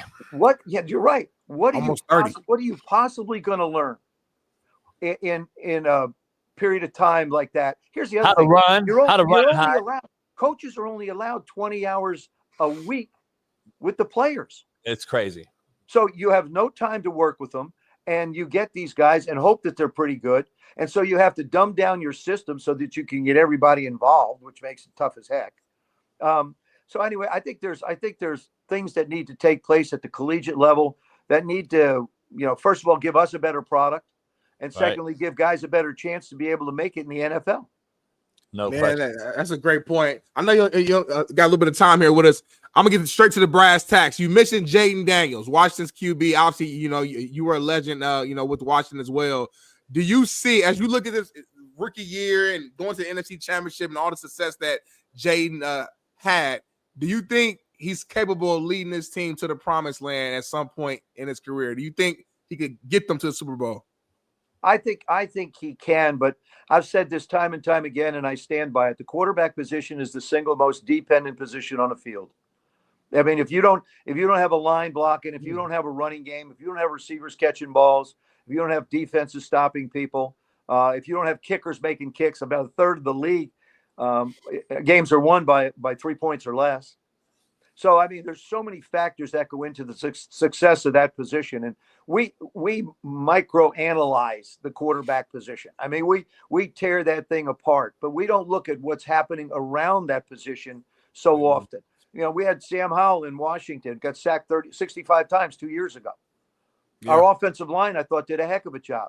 Jaden's ability to be able to run with the ball made a big difference. C.J. Stroud, his rookie season was sensational. Last year, he struggled. It just, and guys, with the movement that we have in free agency now, it's a little bit, obviously we're talking about college to a degree, but we have that same issue in professional football. And now they want to go. And the other thing is too, is they want to go to 18 games. I know. If you're going to go to 18 games, you better increase the roster. That's all I can tell you. 100%. But they preach player safety though, Joe. They preach 18 games. I'm sorry. I guess I missed that part. I mean, it's a lot of football. The first 3 games are preseason games because none of the starters play. Right. So you look at the early part of your season and trying to get people conditioned and ready to get hit, and running backs able to hold on to the ball because they've been hit. Defenses getting off the ball. It's a challenge going to 18 games, and you're right. You have the safety factor with players. You have conditioning. You have roster sizes. I think they'll address that coming up real quick if they do get to 18. No, Joe, real quick, last one, real quick. Who's the best quarterback in the game today? Patrick Mahomes. It's clear, so no argument. I think it's for a couple of reasons. Number one, his quickness in release, his recognition of defense, his ability to make plays on the move, his ability to make plays out of the pocket. I mean, we're splitting hairs a little bit. I mean, Josh Allen has really progressed over the last 2 years tremendously, especially in the decision process that he's making. And certainly what we've seen out of Jaden has been a terrific growth for a young man and has the potential to be able to possibly do something very special. But right now, I look at Patrick and I think that his ability to be able to run this offense, and you can't talk about the quarterback without the coordinator. Mm-hmm. And again, I say Sam Darnold is a classic example. I'll be real curious to see what Ben Johnson's able to do with Caleb in Chicago. Me too. That's one of the things I'm looking forward to already for next year. Me too. Me too. Great. Well. Joe, I know you gotta get on the road, man. I can't thank you enough, brother.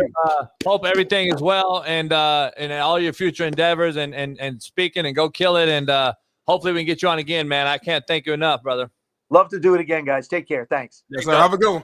Bye-bye.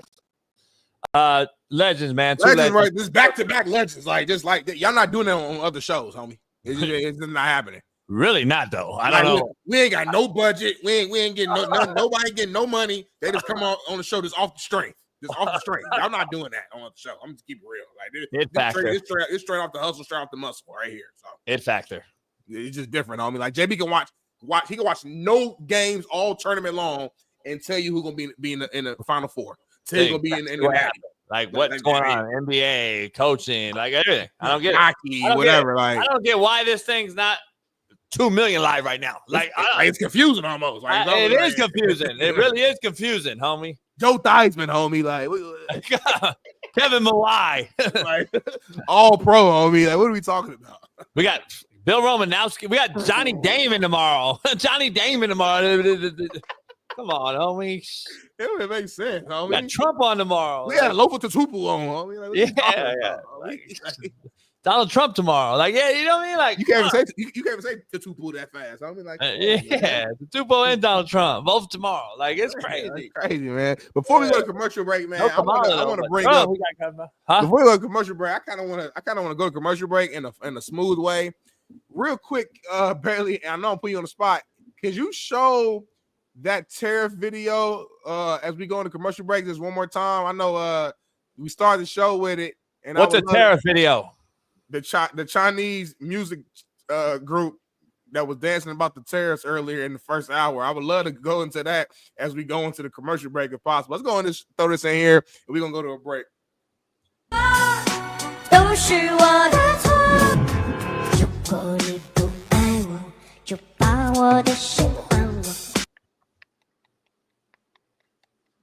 Like, this motherfucker really, like, he really, like. I mean, they 4 years old, but, like, really going through it. Like, look at this cat. Go play it. Let me hear it.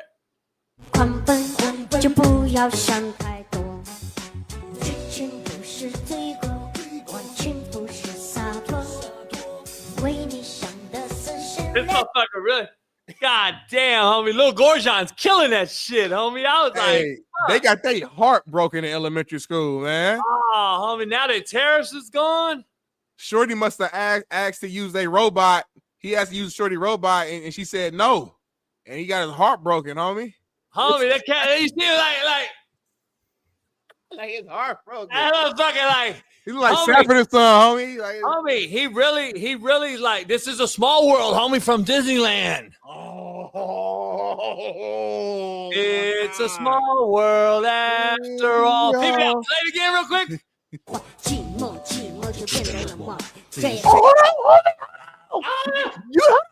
You didn't tell me he started rapping. Yeah, homie, they rap. This is a rap song. You can use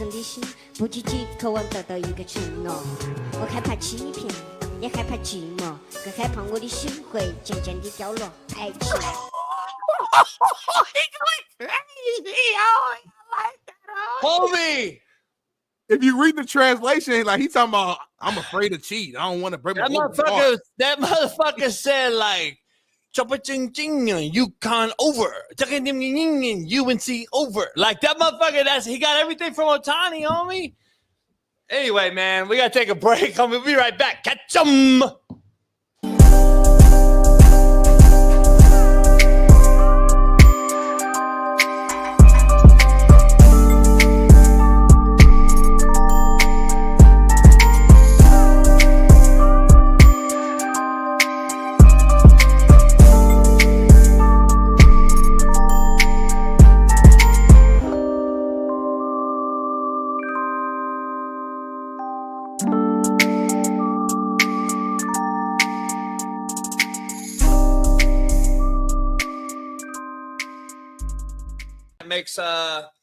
Makes a three, Smitty, and then he does his thing that he's kind of known for.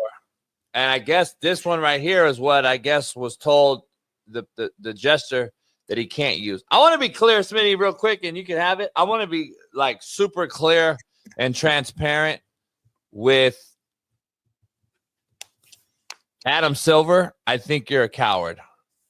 I think you're a coward, and I think this is – I'm never going to defend this shitbird, but I'm going to make sure that we're not being unfair or unjust to any one person. I've seen multiple players do this. Yes. Multiple.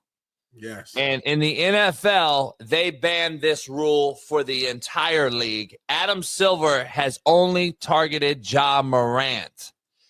He needs to put this rule out league-wide, Smitty. No gun gestures if you're going to continue to fucking point out this guy. Because the reputation of having a real gun is his issue for this. Like, let's just be real. The other cats can do it because they haven't had a real gun on fucking IG Live. Right. This cat is continuing to be pointed out because of your lack rules, Adam Silver, and you just haven't put out the entire overall no more gun gestures for anybody. Because I've seen him and Buddy Hield did it the other day at each other. Like it's actually like it's really a sad deal, Smitty, especially after the killing. We just saw all the it's like insensitive, like, you know what I'm saying? Like, and it's funny as fuck because you're looking at it like, dog, do these motherfuckers understand? Like, when is Adam Silver just gonna pull your fucking card, Ja Morant, and say, you know what? We've given you multiple chances. You don't get it. Sometimes some people just don't get it, Smitty. And you got to go. A year ban or whatever. They've already given him how many games? did that, basically. I already did that. Well, it was I mean, it wasn't a whole year. A lot of games on me. I'm talking about just a whole year. No play. Like, something's going to have to jog this cat's memory, homie. Like, I don't know what you're going to do, but, like, at the end of the day, first of all, Adam Silver needs to put a whole fucking league ban on it for the league so we can just stop discussing Ja Morant. But then on the other side is a grown folk making a lot of money, Smitty. This cat right here he's a young man that's troubled, man. He don't get it. I'm sorry. He don't get it. I just don't understand. Yeah, I mean, I think you hit the nail on the head. A lot of people do this in the league, and it's not an issue for anybody else. But again, we understand why it's an issue for him out. Right. That's a great point. But at the same time, though, two things can be true. Ja Morant, you know your history. You know the videos that everybody saw. If I'm you and I'm just being smart, I'm not doing anything that can be looked at as gun related. I don't want to. I'm not playing Call of Duty. I'm not doing nothing that got a gun reference. Nothing. Well, nothing. You know what I'm saying? Nothing. You ain't gonna see me do shit. Nothing. No weapon. Like, no weapon. My Nothing. hand. Nothing. I ain't cutting my steak. Nothing. I ain't doing none with a weapon. I might do this, Smitty, and then I might be opposite. I might you know.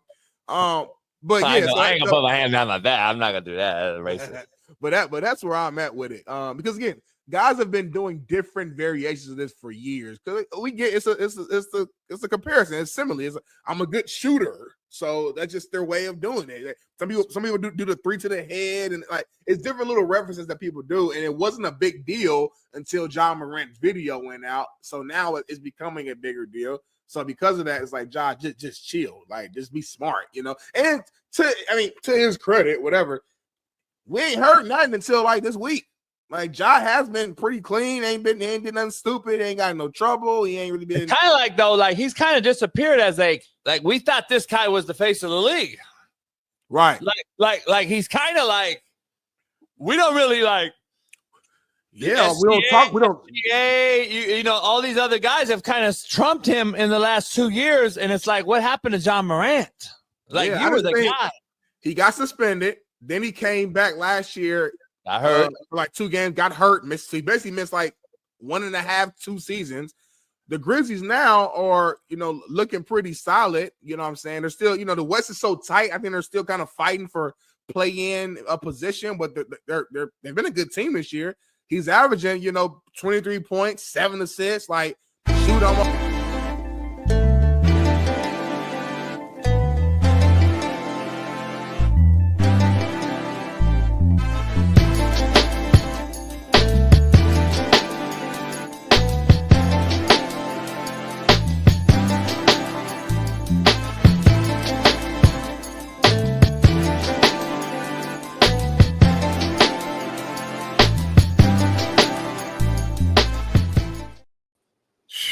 Man, homie. My stomach hurt, bro. I gotta stop eating bad.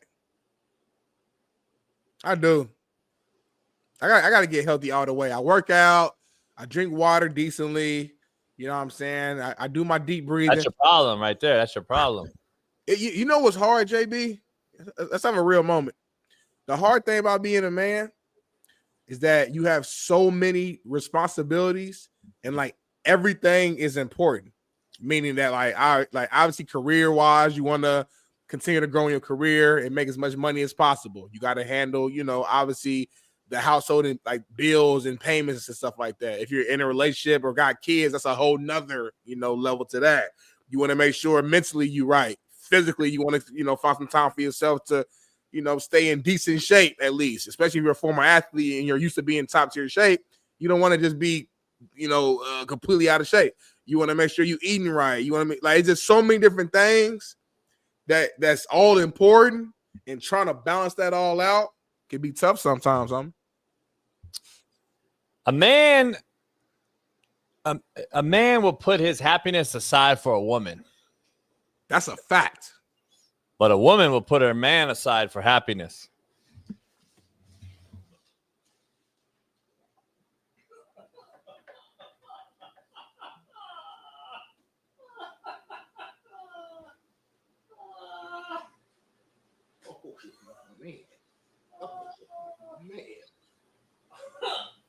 Lady ain't gonna like that. Lucy ain't gonna like that. Jazzy Jazz ain't gonna like that. Who? Kids ain't gonna like that. Baby girl ain't gonna like that. Who? Leah might like that. Leah might like it.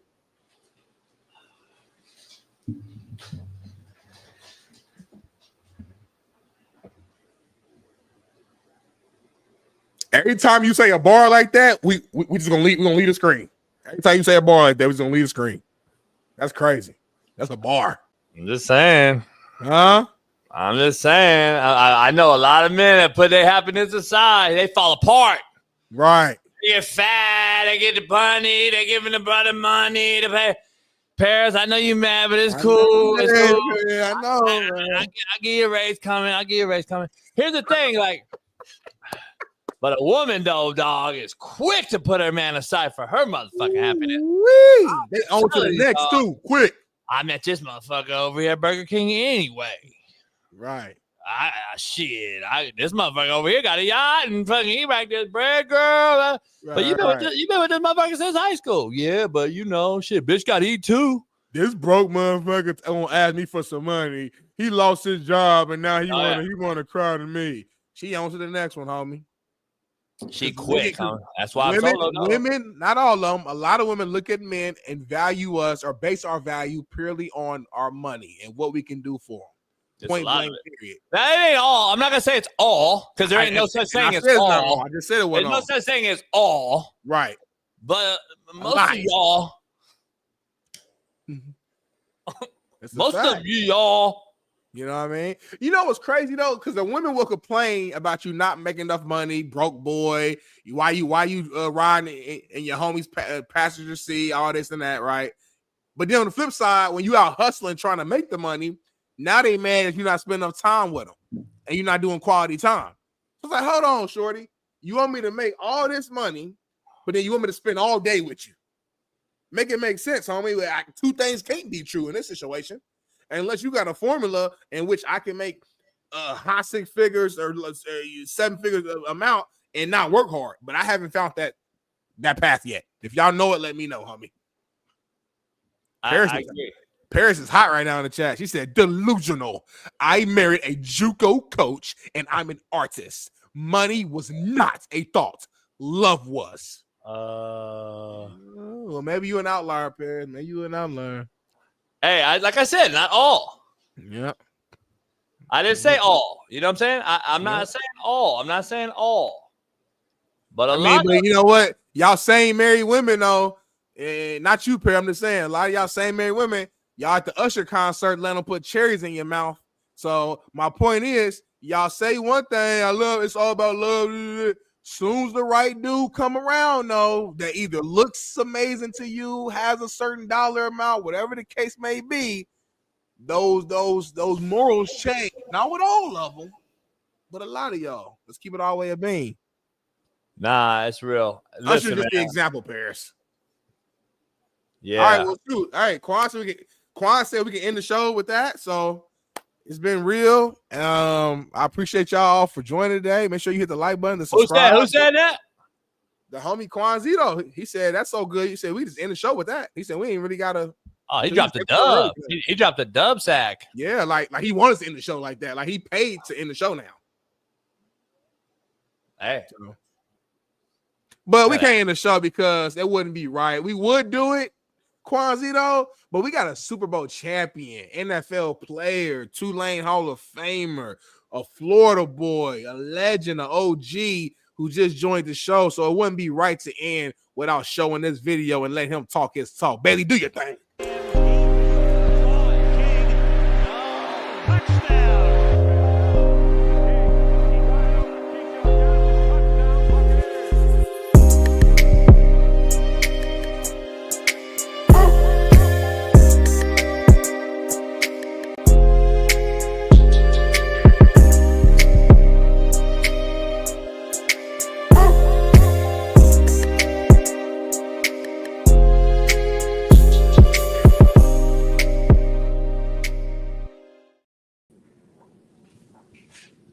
Yeah, we're in the building. Hey, we was all dancing as soon as it came on. Like we didn't even know we was doing that. It just happened. Hey, you know what's amazing? Every time I watch that, I just think about when I be coaching quarterbacks and talk about ball location.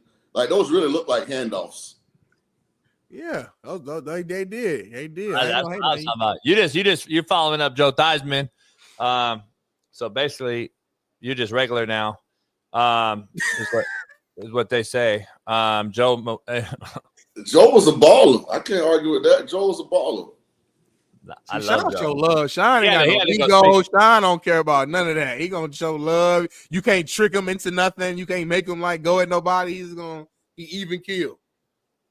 See, when you grow up in the South, yeah, specifically for Florida, and you play football, you get so accustomed to being around great players, that it don't bother you. Right, it's regular, huh? Yeah, like somebody else's greatness don't really dim your shine. You know what I mean? Yeah. And you hating on somebody else's greatness just make you look like a sucker. You know, Jimmy, he went the JUCO route, and he was a decent athlete, but it wasn't at the elite thought level. Thought the world was against him. Yeah, he just always had that, this pissed off mindset his whole life. White boy in a black neighborhood, getting beat up, like just a lot of Is JB white? I don't know if I don't think he's white as a motherfucking. I think he like Croatian. Like he got like that Joker, like that Luka. He got that Luka in him. Nah, he ain't got no Luka. Luka's a sucker. He got like that Dirk, that Joker. Listen, I know something about the mentality. I'm talking about that. I'm talking about like the mentality. That hard nose. I see what you're saying. Yeah, Luka's a bum. Let's talk about this real quick. By the way, Luka got kicked out last night, Shaun. Let's start right there. He got kicked out. Do you agree or not agree with the ejection from him talking to a crowd member? I tried to play devil's advocate earlier. I said, I ain't giving him a pass because the resume is out there for this guy. Similar, if we're going to give Ja Morant so much heat, we better give this motherfucker some in a different manner, though. Of course, it ain't the same. It ain't gun-toting and grenade throwing.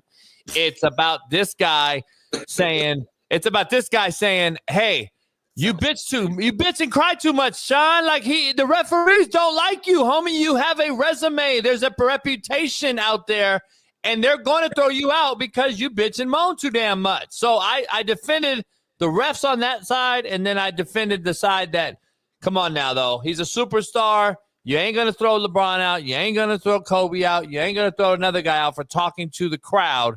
And I just don't know if you can do that in a game of that magnitude, by the way. Lakers just blew him out. They go up 1 on his shot. He turns around, talks to a shit-talking crowd, which I love. I love it. I love the banter. And then, boom, he's gone. So give me your take on that real quick. Well, first of all, we've seen Ja Morant tote guns. We've never seen him throw grenades. So let's not add any charges to the man's Well, he must have. You ain't seen the latest. What's going on? You might not know what's going on. We'll dive into that immediately next. Give your Luka take real quick. We're going straight to Ja Morant next. Okay, listen. Luka is one of the probably most 5 gifted offensive players we've ever seen in the game of basketball. but he's a 100% energy bum. Every else about Luka, outside of his magnificent offensive skill set, sucks as it relates to being in a team sport. Doesn't play defense, doesn't play hard, cries to the refs, argues with the fans, bad body language, bad facial expressions, doesn't show up in shape. Like his only redeeming quality is his offensive skill level. That's a big reason why Dallas was just sick of him. You ever, like, throughout your life, you ever dated like the most beautiful chick you ever seen in your life, and it's just like, I'm so sick of her ass, like that personality just ain't worth like what she looked like. Like that's how Dallas felt about Luka at the end. But what if that bad shorty gets you to the promised land though? He ain't got nobody to the promised land. He got him to the game or to the series, but they didn't win it. He got him to the promised land though. And you know what? They weren't even competitive. People forget that. People talk about Dallas made the finals last year. They weren't competitive. Yeah, but the Boston was way better team. That is what it is. Like, say what you want about Luka, that's not even a comparable team. The Boston's loaded. People didn't think the match. People think the match should have even been there. The fact that they were even there was like, damn. Like, I'll tell you this: Joker's championship is looking better in the light. Jamal Murray's not as good as we thought he was. It's not like Denver's got a legit number 2. Mm-hmm. You know, somebody had the argument the other day. I think my guy Paul Pierce said it, that like Joker has probably one of the most impressive championships over at least the last decade, at least. Think about it. Look at it like this: Kyrie is much better than anybody Denver had on that team that won it, and Kyrie was Luka's bandmate in the finals. The most impressive championship, in my opinion, that I ever seen personally. Nowitzki. It's Nowitzki and the Kobe rerun to beat the Celtics in 7 with Paul. Yeah, that was tough. So but real quick before we forget though, because I know we got a short amount of time, and I'm sure we can go through these topics. We brought up Ja Morant in the grenade throwing. So I don't know if you saw it or not, Shaun King, but he has a new celebration now. Check this out. Shoots the 3, looks to the crowd, choo, boom. So because he's getting in trouble for the gun totem celebration, he's now flipping it Call of Duty style, and he's tossing the grenade and he's covering himself up for safety. So I already see your reaction. I know what my thoughts are, but I want to go to you first, Shaun King. Give me your initial reaction just seeing it. This happened last night, if I'm not mistaken. Well, the NBA, they know how to kill their own product. Like, he's engaging with the fans. Like I have no problem with what he did. I don't have a problem at all. I do have a problem with him riding around the city of Memphis with loaded weapons in the vehicle, like in the hoodies on. I got a problem with that. I got a problem with him entertaining conflict with high school kids because they play pickup basketball in his backyard. But I don't have a problem with what he did right there. Like, it's almost like how I feel about the NFL. Or college football, when a ref will go out of his way, he will run from one side of the end zone all the way to the other side of the end zone to tell a kid to stop celebrating. Like, I feel like there's got to be some grace shown because these games are played on emotion. Right. And so as long as you aren't harming anyone or doing something that I think is like malicious, like, grabbing your Johnson or, Randy Moss pulling his pants down, shooting the moon to the crowd. Like, come on, man. He basically just saying, hey, I'm on fire. Got to get me off that spot. Like, I don't have a problem with that. Okay, and I know JB probably killed him. I didn't get a chance to listen. No, we haven't talked about it yet. So this is the first time we had. The show's been loaded. So let me jump in first, and then JB can kind of close it out. I actually disagree with you on this, Shaun, and I know I'm usually the guy who's on the player side. If Ja Morant didn't have the history that you just listed, getting in a fight with the high school kid, being on live showing guns at the strip club, having guns in the car, if you didn't have this history of that, then I probably wouldn't care at all. I would be on your side because we often see guys celebrate and kind of use like a gun reference because again they're shooting. If you make a shot, it's just a natural sibling, a natural comparison. But you got to know who you are and know the history of who you are and what happened to you. The man was suspended for damn near like half a season because of the situation, because of what he did as a result of having weapons. you got to be smart now, Ja. Understand that all eyes are on you. The league, you had meetings with Adam Silver, multiple times last year as far as getting you, suspended and getting you back into the league. He had to meet with Adam Silver to even get off the suspension and get back. All that went down. Just be smart and be mature and understand that some stuff this ain't worth it. I'm not saying I'll go out there and play with passion and play with, a sense of a certain mentality, but that's a pre-planned celebration. He did that trying to be funny because he just got fined, Shaun, I think last week for the gun celebration. So now he's like, all right, y'all want to fine me for that? I'm going to find another way to still celebrate and use a weapon to do it to make y'all mad. He's trolling Adam Silver and trolling the NBA by celebrating like this. So for me, it's like, bro, you making all this money.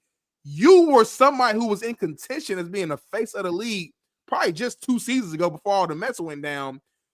Relax before you end up ruining your brand and ruining your face. Talk to me. That may be the softest DEI type shit I've ever heard you say. Don't say DEI because you're trying to fit the JB narrative. You ain't never said that on the show ever. I don't. Be Shaun King. No. Listen, you know how I am. I'm the person you want to mediate a situation. I do. Yeah. I can be very objective.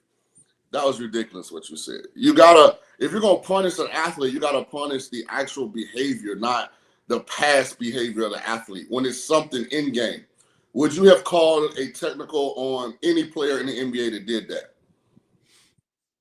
You see what I'm saying?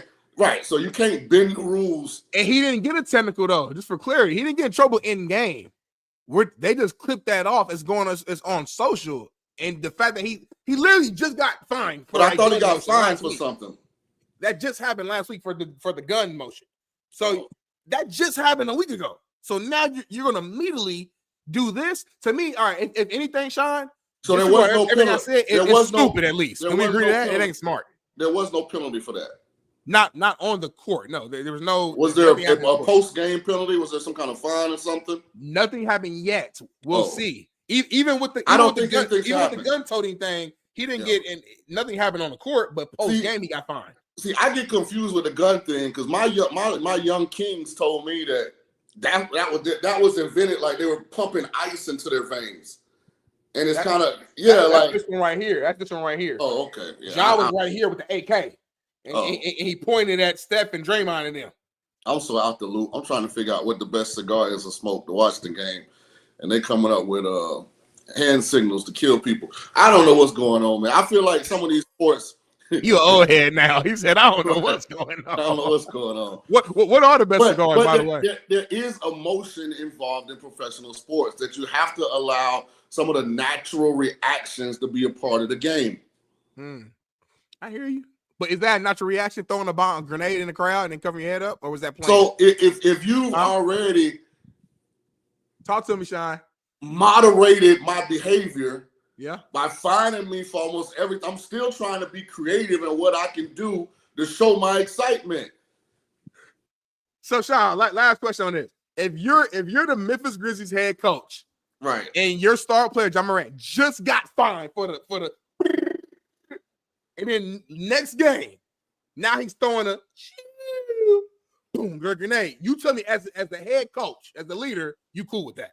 You ain't gonna. What I'm gonna say, considering that the Grizzlies fired their head coach as like the 3 seed in the West, I'm gonna go to the owner and ask him what he want me to do because I like my job. So I don't know what the NBA got going on. I know this is a different topic. I'm sure we'll get to it, but boy, it's tough being the NBA head coach.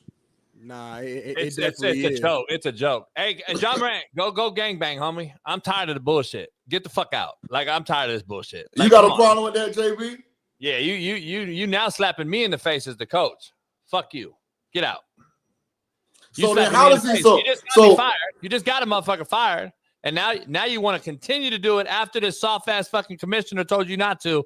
Now you're slapping my own coach in the face.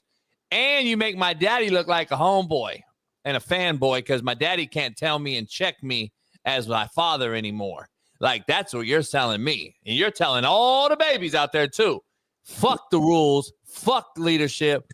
Fuck the actual, precedent that's being set. That's what you're telling everybody. And now all these coaches out here, Shaun, I'm right.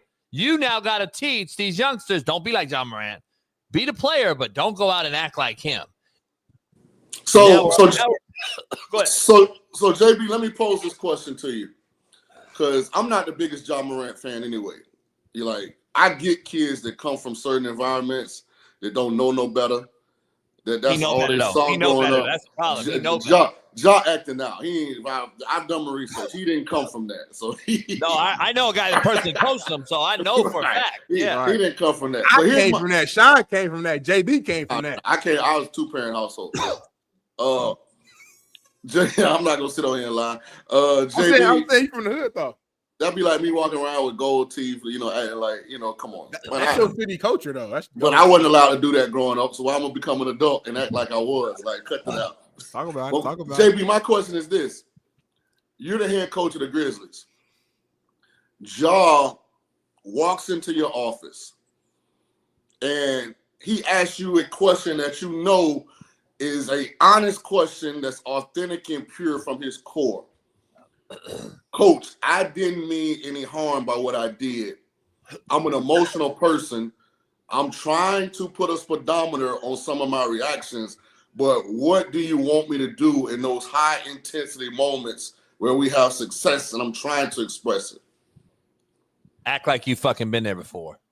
I thought I was. No, you're not. Have you not watched? Go watch Barry Sanders all day today. All day today. Go watch Barry Sanders hand the football to the referee.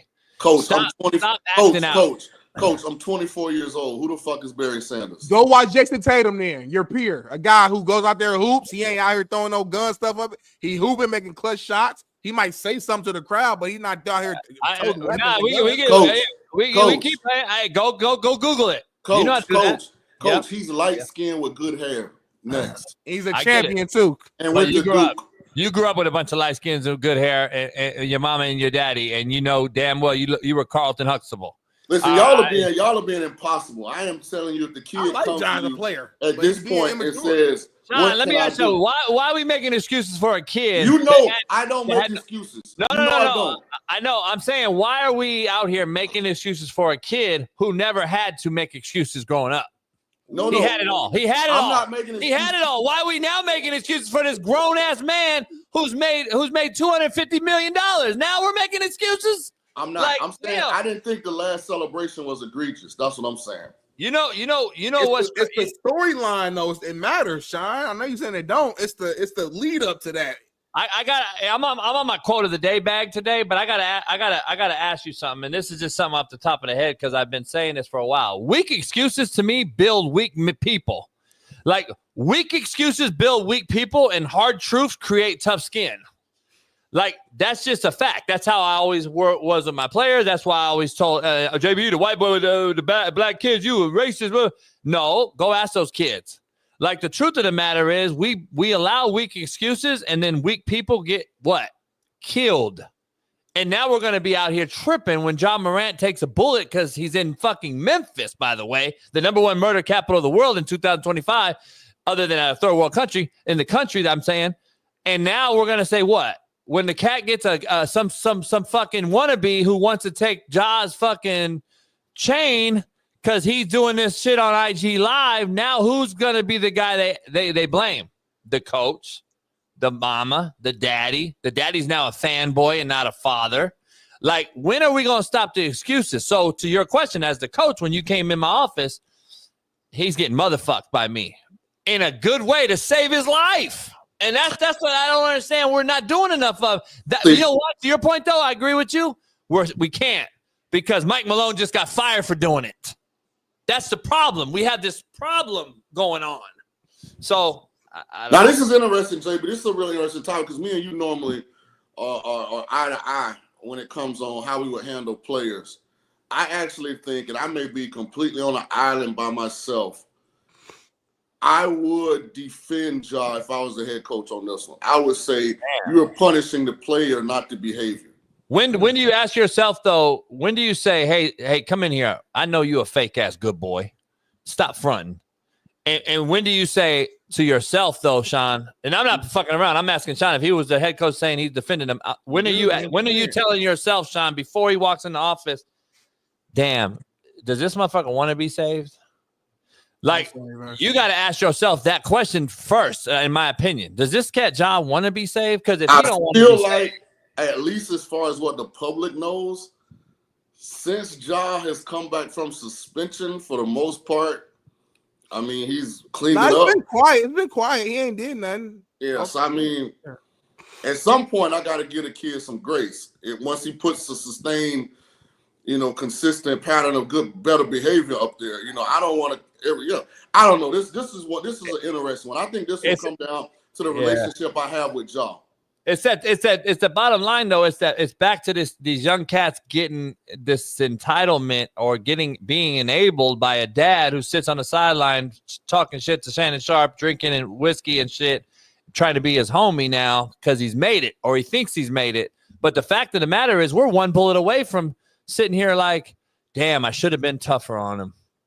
And that's why I can't do that. I don't want to have that regret. Like, I don't want to have the regret, like, I'm on your side, Ja. No, you're a kid still at the end of the day. And we got this combativeness issue with kids now calling themselves grown. Now, I'm grown. You can't holler at me like that. That's the problem we have, and that's why we have so many wrongful murders and deaths and jailing and going to incarceration. We don't tell the kid what they need to hear. We only tell them what they want to hear right now in this generation because we're scared to lose our job because the kid will transfer 4 times in 4 years. Like, that's what I think we have a problem with. And I tell coaches every day, you got to stop being scared to lose this kid, dog.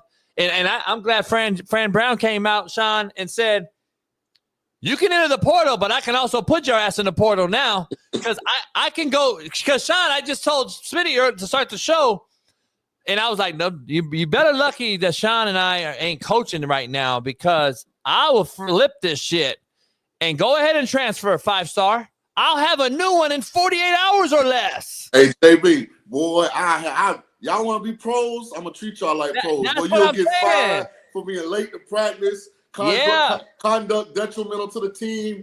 That's what I'm saying. Like, everybody will be leaving y'all school. That's fine. I just don't get. I don't know. Like, here's the question.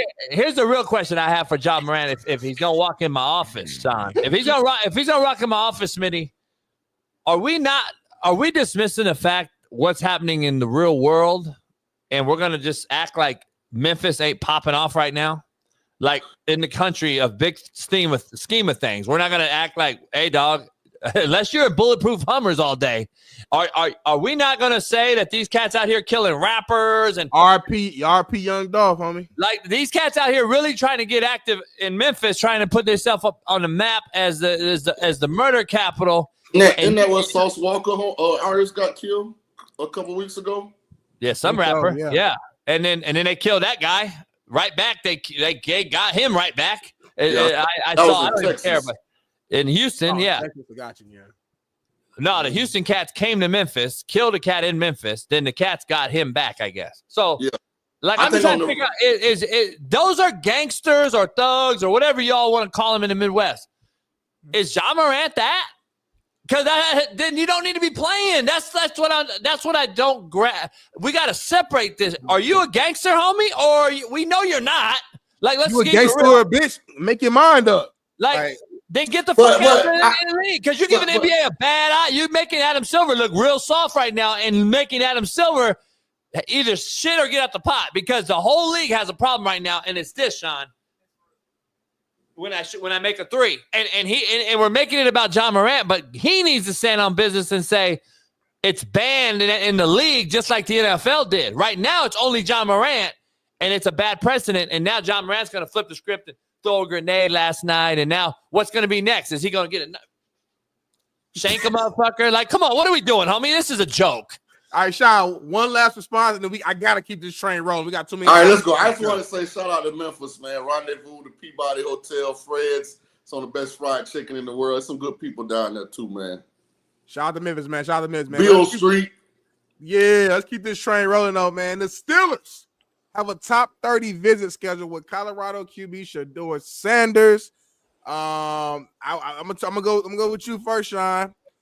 Could the Steelers potentially draft Shedeur, and if they do, would that be a perfect or a great fit for Shedeur Sanders if that happened? You know, I hate when I come up with all these ingenious ideas and people copy me like a couple weeks later and I don't get the credit. I don't know if it was on here or Bailey, was it on your show that I said this a couple weeks ago? I don't think you ever said it. I think you thought about this at Bailey, home. was it your show that I said Shedeur was going to the Steelers?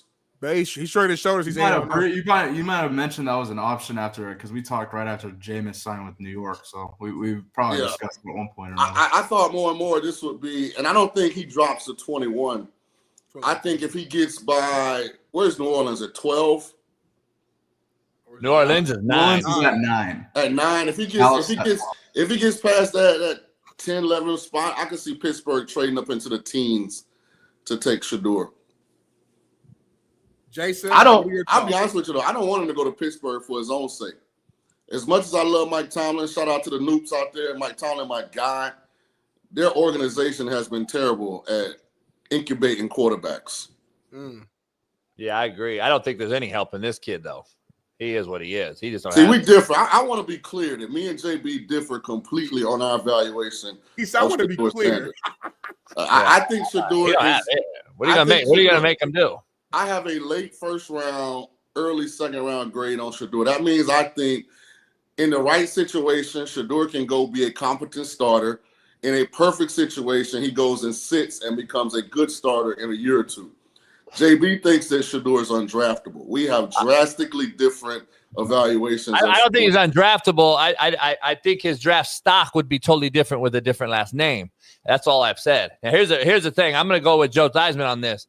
What team is going to be perfect for him? There is no such thing as that no more, Shaun. You know damn well the O-line play is horrific in the NFL, especially on a team. He's used to that, though.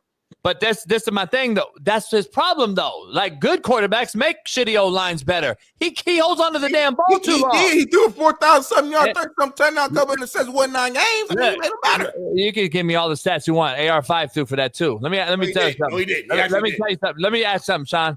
He did. In a bad O-line scenario on teams that we draft these QBs, there's a reason why these teams draft QBs so early. They're bad somewhere. Usually it's O-line. So this guy who already has a slow processing clock, let's just say that, by taking a lot of sacks, holding onto the ball too long, what the hell's going to be happening in the NFL? Like, what team's going to – what's the right scenario, as you just mentioned, for him? There ain't no right scenario. For me, because I don't think Shedeur's best pathway to success is to start day one rookie year. I would love to see him go somewhere like Detroit and sit behind Jared. I know they took the kid from Tennessee and they have him there, but if they aren't in love with him, I'd love to see him go somewhere like Detroit and sit behind a Jared Goff for 2 years and really learn football, learn how to play the quarterback position, throwing the ball in rhythm, on time, get out of the spotlight. Like, the thing that scares me about, him is everything that comes along with him, and it's not his fault. And it's not necessarily a negative, but it's a reality.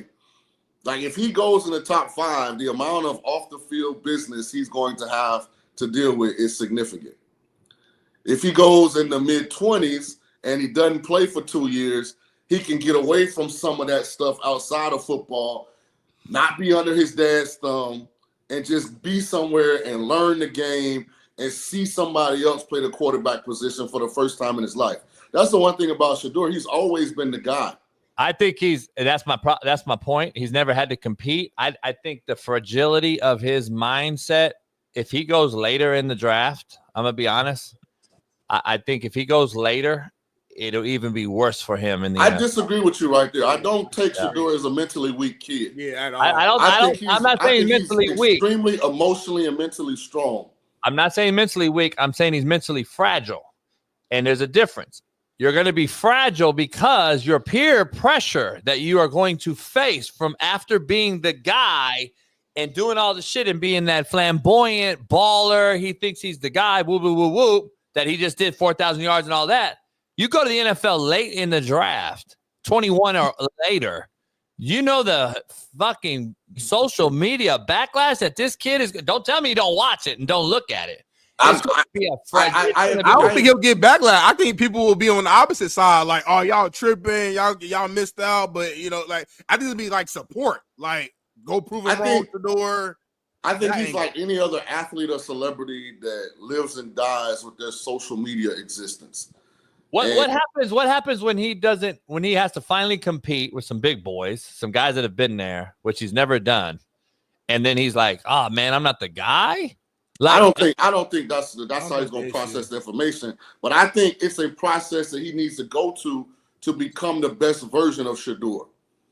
I think he needs to go somewhere and be with a quarterback that's better than him, so that he can watch, he can learn. There's going to be 40 of them better than him. 32 starters and then 8. No, I'm saying in the NFL, there's going to be 32 starters that are better than him, and at least 8 I would to take 10 Shedeur backup. Sanders over Mason Rudolph. Nah, I wouldn't. Fuck no. Come on. Man, come on, man. I take him over AR5 and Daniel Jones too. Come on, Mr. Winston. Come on, Jameis Winston's agent. No way. Now, he ain't Jameis now. Jameis #1 pick coming out of Mason college. Rudolph's won some games. He's got some experience. Yeah, he won some game with a phenomenal defense. Like we keep moving the needle for this kid. Like, here's the thing, JB. The best version of Mason Rudolph is not in the same complex as what potentially the best version of Shedeur Sanders could be. I disagree. I think special. I think for Shedeur's growth, going somewhere and sitting behind an accomplished, starting NFL quarterback will do wonders for him down the line. I get it, but I got to ask you something, like, because I'm not understanding your take. So last year, you and I agreed totally with the Caleb Williams thing. 100%. High skill set, talent, blah, blah, Caleb's blah. more talented than Shedeur. Much more talented. So Yeah. how is this kid gonna have more success than that kid? Because I think Shedeur is more coachable than Caleb is in the right environment. Oh, I see it. I see it. A lot of similarities. Different mindset, Jason. I think different mindset, Jason. I think Deion's love and adoration for his son, which everybody would have, has created a callous for Shedeur from the accountability standpoint. Because he's always had his dad as the backdrop, he's never really been held accountable to his reasons for some of, not failure, but some of the reasons they haven't achieved as much as they could have. And that's just me from talking to people who've worked there. You haven't been allowed to coach him from a level of truth. Like, this is not the offensive line. This is your ass. This is where the ball's supposed to do. What happens Get when rid I of the can't? football. What happens when I can't tell Daddy to fire the OC though? But I think that's going to help him. But that's my thing though. He hasn't had to face that yet. A lot of guys coming through this era, being this of an older kid like he is, has already faced either a competition at QB, a coach in a coaching situation where I was cussed out and I had to sit the pine or something. He's never had to face any of this. So I don't know how that is going to help him. I still get the feeling that, based on what I've seen, it'll be a culture shock to him initially. But once he processes it, and I think Deion is going to be much more candid with Shedeur now that he's not under his umbrella anymore, too. Nah, I hope so. And Listen, I also don't know what conversations he's already been having with him behind the scenes. We only see what we see. So, like, you know, I don't know. I want to be clear. I want to be very clear. I'm all in on Deion Sanders and how he's fathered his kids. Absolutely, 100%. I have nothing but respect for how he's fathered his kids, and I have nothing but respect for how he talks and mentors those kids, those babies. I want to be super clear here. Like, that's what people don't get. He's a hater. I absolutely love the shit that Deion does, and I love how he has to. It's not easy. I'm just gonna be honest. It's not an easy task to coach your fucking son.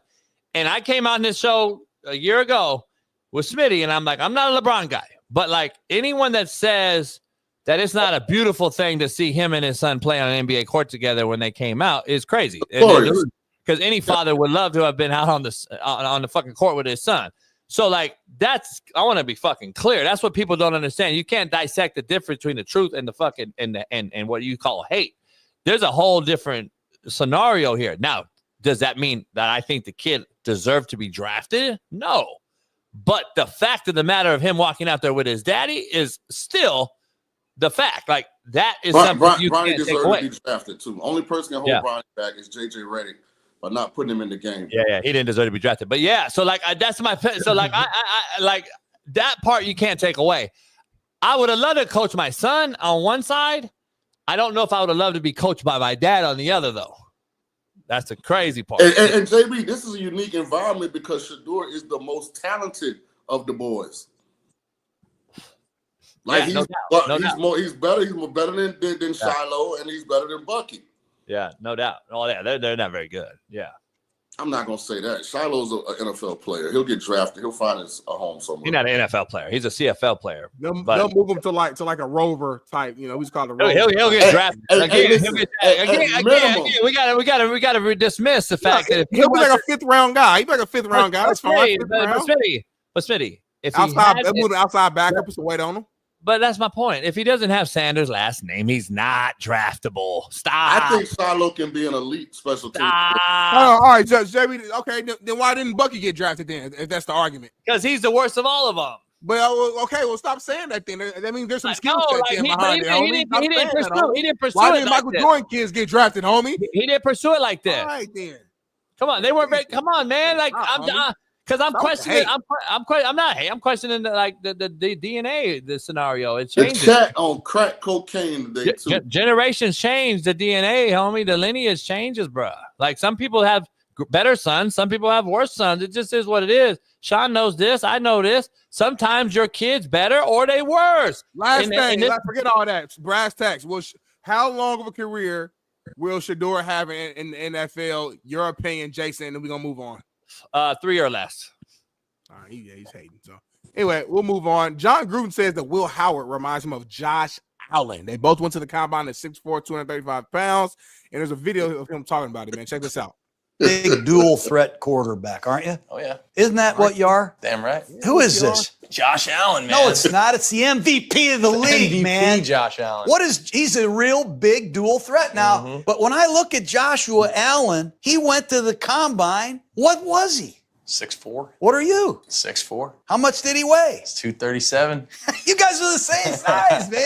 Yeah, man. So that's how big a guy you are. Yeah. 26 career rushing touchdowns. You had an 80-yard touchdown run. 71. That's like Saquon Howard. What was this thing here against is this TCU? Yeah, this is a counter read right here. So we're running a little This bash is what counter. Jalen Hurts runs for the Eagles. What about this against Oklahoma State? This is just pin and pull right here, baby. Make a little cut and it's off to the race. You smiling ear to ear. Shaun reminiscing like a mug right now, boy. It's his favorite guy. Can I ask a question? Uh-oh. Jason? Why didn't Cam Ward or Shedeur do the thing with Gruden? They don't rock with him. I just want to know. The only two brothers just didn't want to do it? Yeah. This is the first time I saw it. Is it something they just started? Was he doing that with Barstool? No, he's been doing it. He did all the quarterback. They took a picture and all this shit. Smitty and I talked about it a little bit. I just want to know. I didn't know. I didn't know if you knew. Serious question. I didn't know. This is the first time was the first time I seen any of them. I saw it too. No, so Shedeur and Cam are the only two guys, like the draftable Qs on the board that didn't, I guess, do it with them. I know he used to do it when he was at ESPN. But he did back up. But this is so like, and listen, I'm older now. I don't got no issues with Gruden, but this is so prototypical John Gruden. Man, he could sell water to a cow, man, and tell him it's milk. He got this kid believing that he is Josh Allen. Boy, I don't see it all. We gotta love America. Hey, Gruden said he's 6'4". What are you? You're 6'4". You're Josh Allen. 237. How much you weigh? Why you talking? Let me be clear. It is nothing on Will Howard's resume, and I've watched Kansas State and Ohio State. He's a big athletic guy, though. Yeah, but it doesn't look anything like Josh Allen's athleticism. In college, though, they are similar at JUCO in Wyoming. They look very similar. And by the way, he's been in college for how long? A long time. What you saying, Jason? What you saying? You saying Gruden might be right on there? But Will is a stiff athlete. Josh is a fluid, look like he can play more than one sport athlete. You saw how stiff and upright Will Howard was running through them wide ass open gapping. They couldn't catch him, Shaun. They couldn't catch that motherfucker. At the end of the day, they cut all them highlights off before any pursuit got in the picture. I saw him play K-State though. Personally, he could go now. Like I'm just saying. Tulane played K-State. I know. I watched him. Listen, here's the thing though. There's always a diamond in the rough that no one discusses or talks about. Will Howard. You don't have Josh Allen's arm talent either, Jay. No, I'm not saying it's Will Howard. All I'm saying is there's somebody out there though that we're gonna say in 3 or 4 years that's still floating around this league that no one had today. Is all I'm saying. We always have that, and then we're always gonna have the guy that. Supposed to be the first guy, be a bust. And the AR5s and I would hitch my wagon to Kyle McCord before I did Will Howard, because Kyle McCord is an athlete too. That's a bigger kid, but he got more arm talent. He's just a kamikaze from the mental side. Yeah, but I would if you made me pick like a dark, because people know about Tyler Shook. If you made me pick a dark horse from this group of quarterbacks, it would be Kyle McCord. Yeah, I hear it. Bailey, what we got next, Bailey? I want to dive into this real quick. This Adam Schefter take. Yeah, let's do it. Perfect. He basically saying, Shaun, that he's guaranteeing that the Eagles will make a trade or two. Howie Roseman has been known to do some crazy shakeups in the draft. Take a listen. Do you a picture? Do you see this happening? 100%. Yeah, they always make moves. When we first started our draft conversation, I told you guys it was 2 positions that are deeper than I've ever seen them. Yeah, I'd say running back and edge, like that edge versatile guy. And all these mock drafts, I mean, I don't know what they're looking at. If Jelon Walker and Mikael Williams and James Pierce and all these guys are falling out the top 15, it's going to be a whole lot of trades happening. Especially after these guys went to the combine and tested. Like, what did James Pierce run? The end from Tennessee? What do you ran, 4.4? Kid at Marshall, too. I believe Pierce ran. What did Pierce run? He was like 4. Yeah, he ran really, really well. Pierce, I think, ran, 4.4, sub 4.5, like hell. I think what's going to happen is going to be a run on these edge guys, because the kid from Marshall is legit. I'm telling y'all, this kid from Boston College, I cannot pronounce his name. He got one of them foreign names. I'm not going to tell him. This kid is Dwight Freeney. I'm telling y'all, this kid is legit. Put his name up there, Bailey. I don't want to mispronounce the kid. Well, if he Dwight Freeney, he needs to be on the Indianapolis coach team. He needs to go home. Come home then, brother. I saw a mock draft that had him going to y'all. Stop playing. It's Donovan, like, I don't want to butcher the kid's last name. But I'm telling you, excited, homie. Pause. Go watch his tape later. This kid can disrupt the entire offense. Chop spin. Shaun, I'll try and pronounce it for you. He's an edge rusher. Donovan Zirowaku. He played at Boston College, Smitty. Zirowaku. Go check him out. I'm telling you, it's some guys that people are going to look back and be like, man, what were they thinking at the top of this draft? Like, I'm going to say it now. Josh Simmons, the offensive tackle from Ohio State, don't tell me about no injury. This is 2025. Elite athletes come back 100% from injury all the time. Josh Simmons is a top 10 pick. Man. We shall see, man. We shall see. Well, let's keep this train rolling. We only got a few more minutes left, man. I don't know if you saw this, Shaun, man, but this dating game, this pop the balloon dating game has been a big deal over the last few months. And TNT and Charles Barkley did their own version of this game. Check this out. What's up, everyone? We're in the lovely city of San Antonio, and we have the person who loves San Antonio the most. Well, we'll see. Come on up. Well, wow. That was rude. Give us your name. I'm Charles Wade Barkley. Listen, gonna go down the line, and we're gonna see why everyone popped in. Hey, you believe stuff you hear on television? Yes, I do. Next. I honestly am not a fan of churros, but I've heard that he likes to wolf them down. I do. You got to get it with the caramel sauce. What's your name? My name is Lana. Lana. And I just like my men with more muscle. Do you think Shaq is available? Shaq ain't got no muscles, number one. Shaq just big. Let's be real, you don't even have any rings, so I can't trust that you're gonna give me one if you don't even have any. Wow.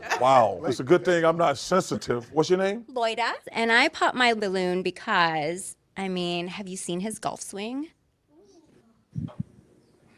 Florida. That's a low blow. I'm sensitive about my golf swing. That's actually pretty funny. That's pretty funny. I like that, man. They do a good job as being creative. I've been trying to get Jason to do more like creative stuff, man. He's just so old school mentality and thinks everything is soft, and he just that was pretty. Show could be elevated if we did more of those type of skits. I wouldn't have gave a score to piss any of them broads. Let me throw this out there real quick.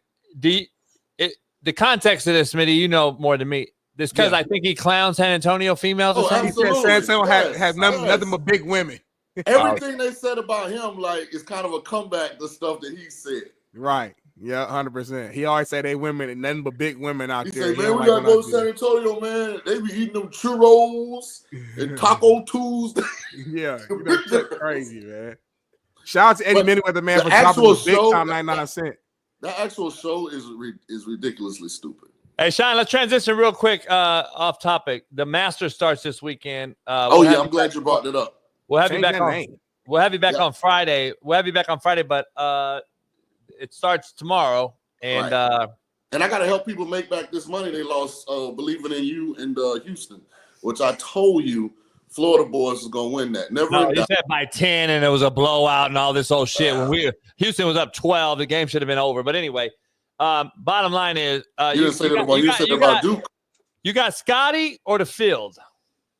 Oh, the field. I got a single bet. I am going Colin Morikawa to win his second green jacket. Okay. He's 28-1. I would play him to win it all. I'll play him top 20 and top 5 and sit back and enjoy. We'll do a Masters. We're gonna have to address this tomorrow and pick our guys. No, my bad.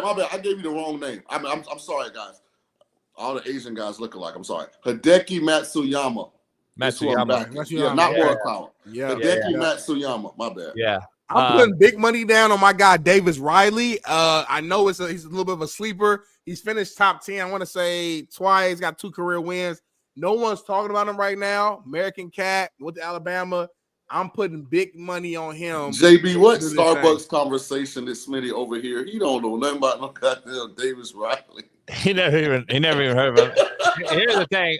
Here's I'm gonna give you guys some insight. I'm gonna do tomorrow. We're gonna do tomorrow's deal. Let's do tomorrow. Yeah, let's do the whole show on it. But you know, Pat just got back from Miami from Live, and we were talking yesterday, doing some picks because we're gonna bet together on some things, even though he's don't fuck with PJ, but there are Live golfers in the Masters, so that's why. Yeah, that's love. But my money's gonna go on DeChambeau. Of course. Like we all knew that. That's the obvious one. Well, the odds too. The money just makes sense.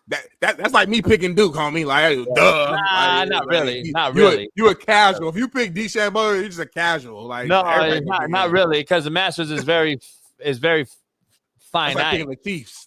No, not really. And there's a guy to stay away from though. Rory. He's got the mentalist out there walking him around. If you got to get a psychologist before the first tee box hits on Thursday, you're already fucked. Rory carry a thing of dynamite in his pocket. And don't sleep on Live golfer Patrick Reed. Patrick Reed he's a sleeper. He's a sleeper in this one. He's a sleeper in this one. But I'll give you my picks tomorrow with some insight. We'll definitely dive into that tomorrow. Definitely. No question. I gave you the winner, Hideki Matsuyama. I gave you the winner. Hey, I'm kind of over it. Well, we got Matsuyama. We're going to show you Matsuyama when he was a little kid. He actually has an album that he dropped. Matsuyama, Otani, and a couple other guys. Take a look. I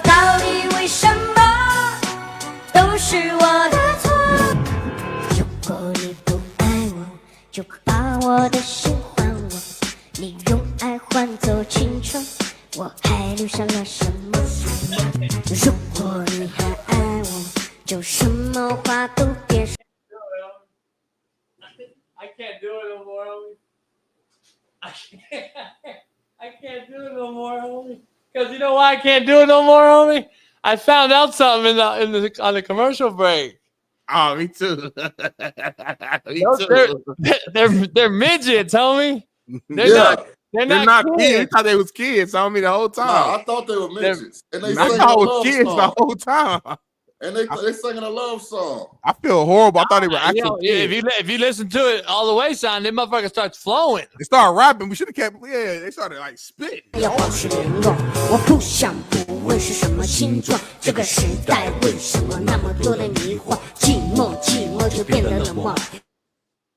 They say loneliness makes you cold, baby. Yeah, Jay, we know about that. I'm telling you right now, on everything. I'm hitting up YouTube. I'm hitting them up, and I'm asking them if that could be my theme song on the show. I'm gonna ask them seriously. I'm gonna ask them. I'm because Ohtani and them. The Dodgers lost 3 out of 4. Everybody's already thinking it's over. They're gonna win like 21 in a row. I thought y'all were ludicrous the other day on the show when I said I would take the field in the National League versus the Dodgers. Come on, Shaun. It's fucking week 1. It's early. Stop. They're gonna win 21 in a row. They're gonna win 21 in a row. They're gonna beat the record on me. Crazy. They ain't gonna lose 40 games. Like y'all are tripping. They're gonna win this whole thing. I guarantee. They're not gonna lose 50 games. They're not. They're not gonna lose 50 games. 45. I don't watch baseball. Hey, Shaun, preemptive strike real quick. Smitty's got to go on another vacation, so Monday I might need you longer if you can. It's not a vacation. I have job obligations. I have to work the facility Monday morning to fill in for somebody. So their hours are the same as our hours, basically. So I have to go in. Hey, he's training as security.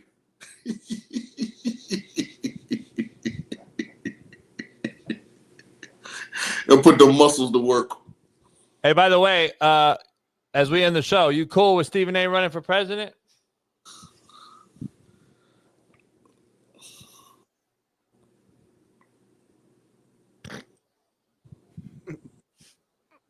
Silence speaks louder than words. So, hey, we're going to be back tomorrow. It is Truth Telling Thursday. Steve Kim joins us. We got a loaded lineup. Johnny Damon, Shaun, joins us tomorrow. And we got Bill Romanowski this Friday. And, I think we got some more special guests.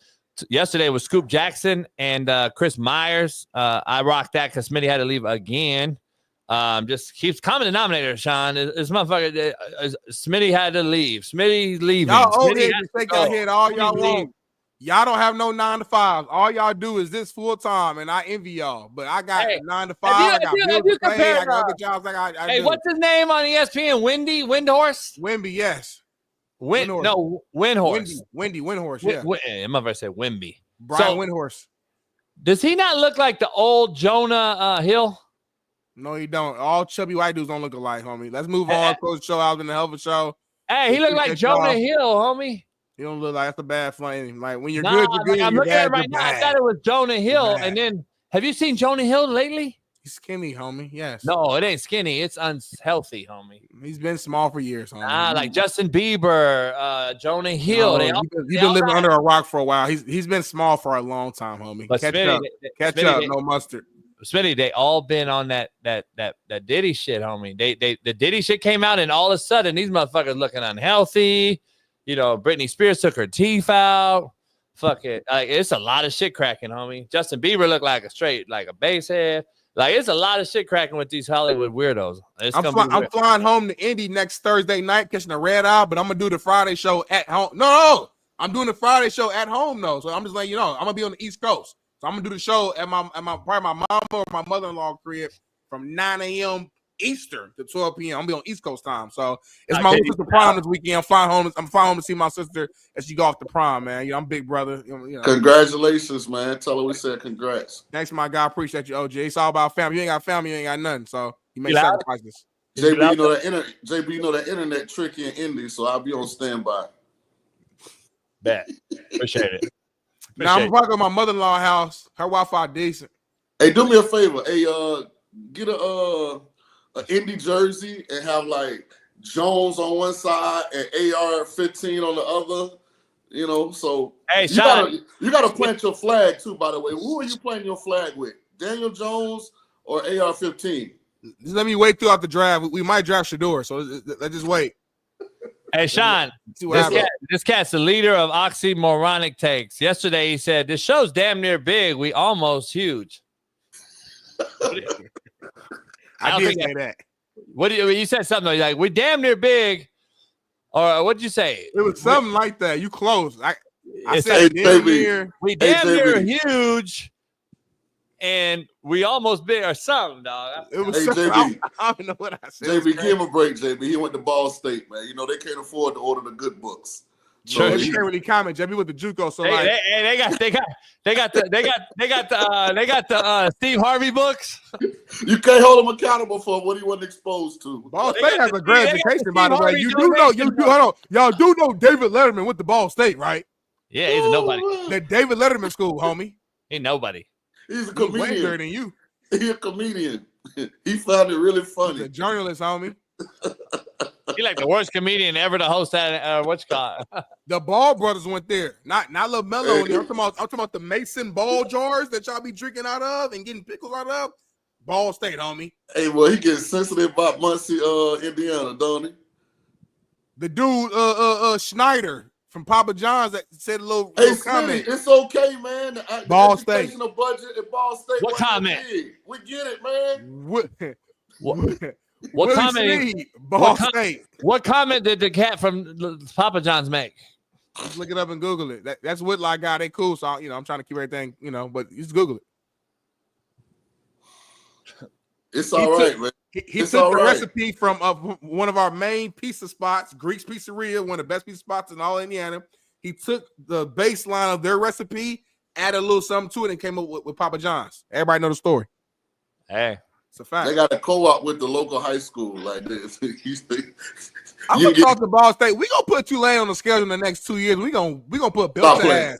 We gonna put a belt to ass. Y'all gonna pay us $800,000 to come to Tulane and whoop y'all ass. I remember we played Virginia and we tapped that ass. Pause. And my head coach Pete Limbo came to us after the game. He said they just paid us $1.2 million to get their ass beat, and we turned the fuck up in the locker room, homie. And we gonna do it to Tulane, homie. Tulane. Hey, a lot of cats going at McAfee, I guess, huh? About that little girl from Ole Miss or whatever. I'm seeing it all over the place. She must be suing it or something. Don't mention it on this show, then. We don't have no money. That's what I'm saying. You can't sue us.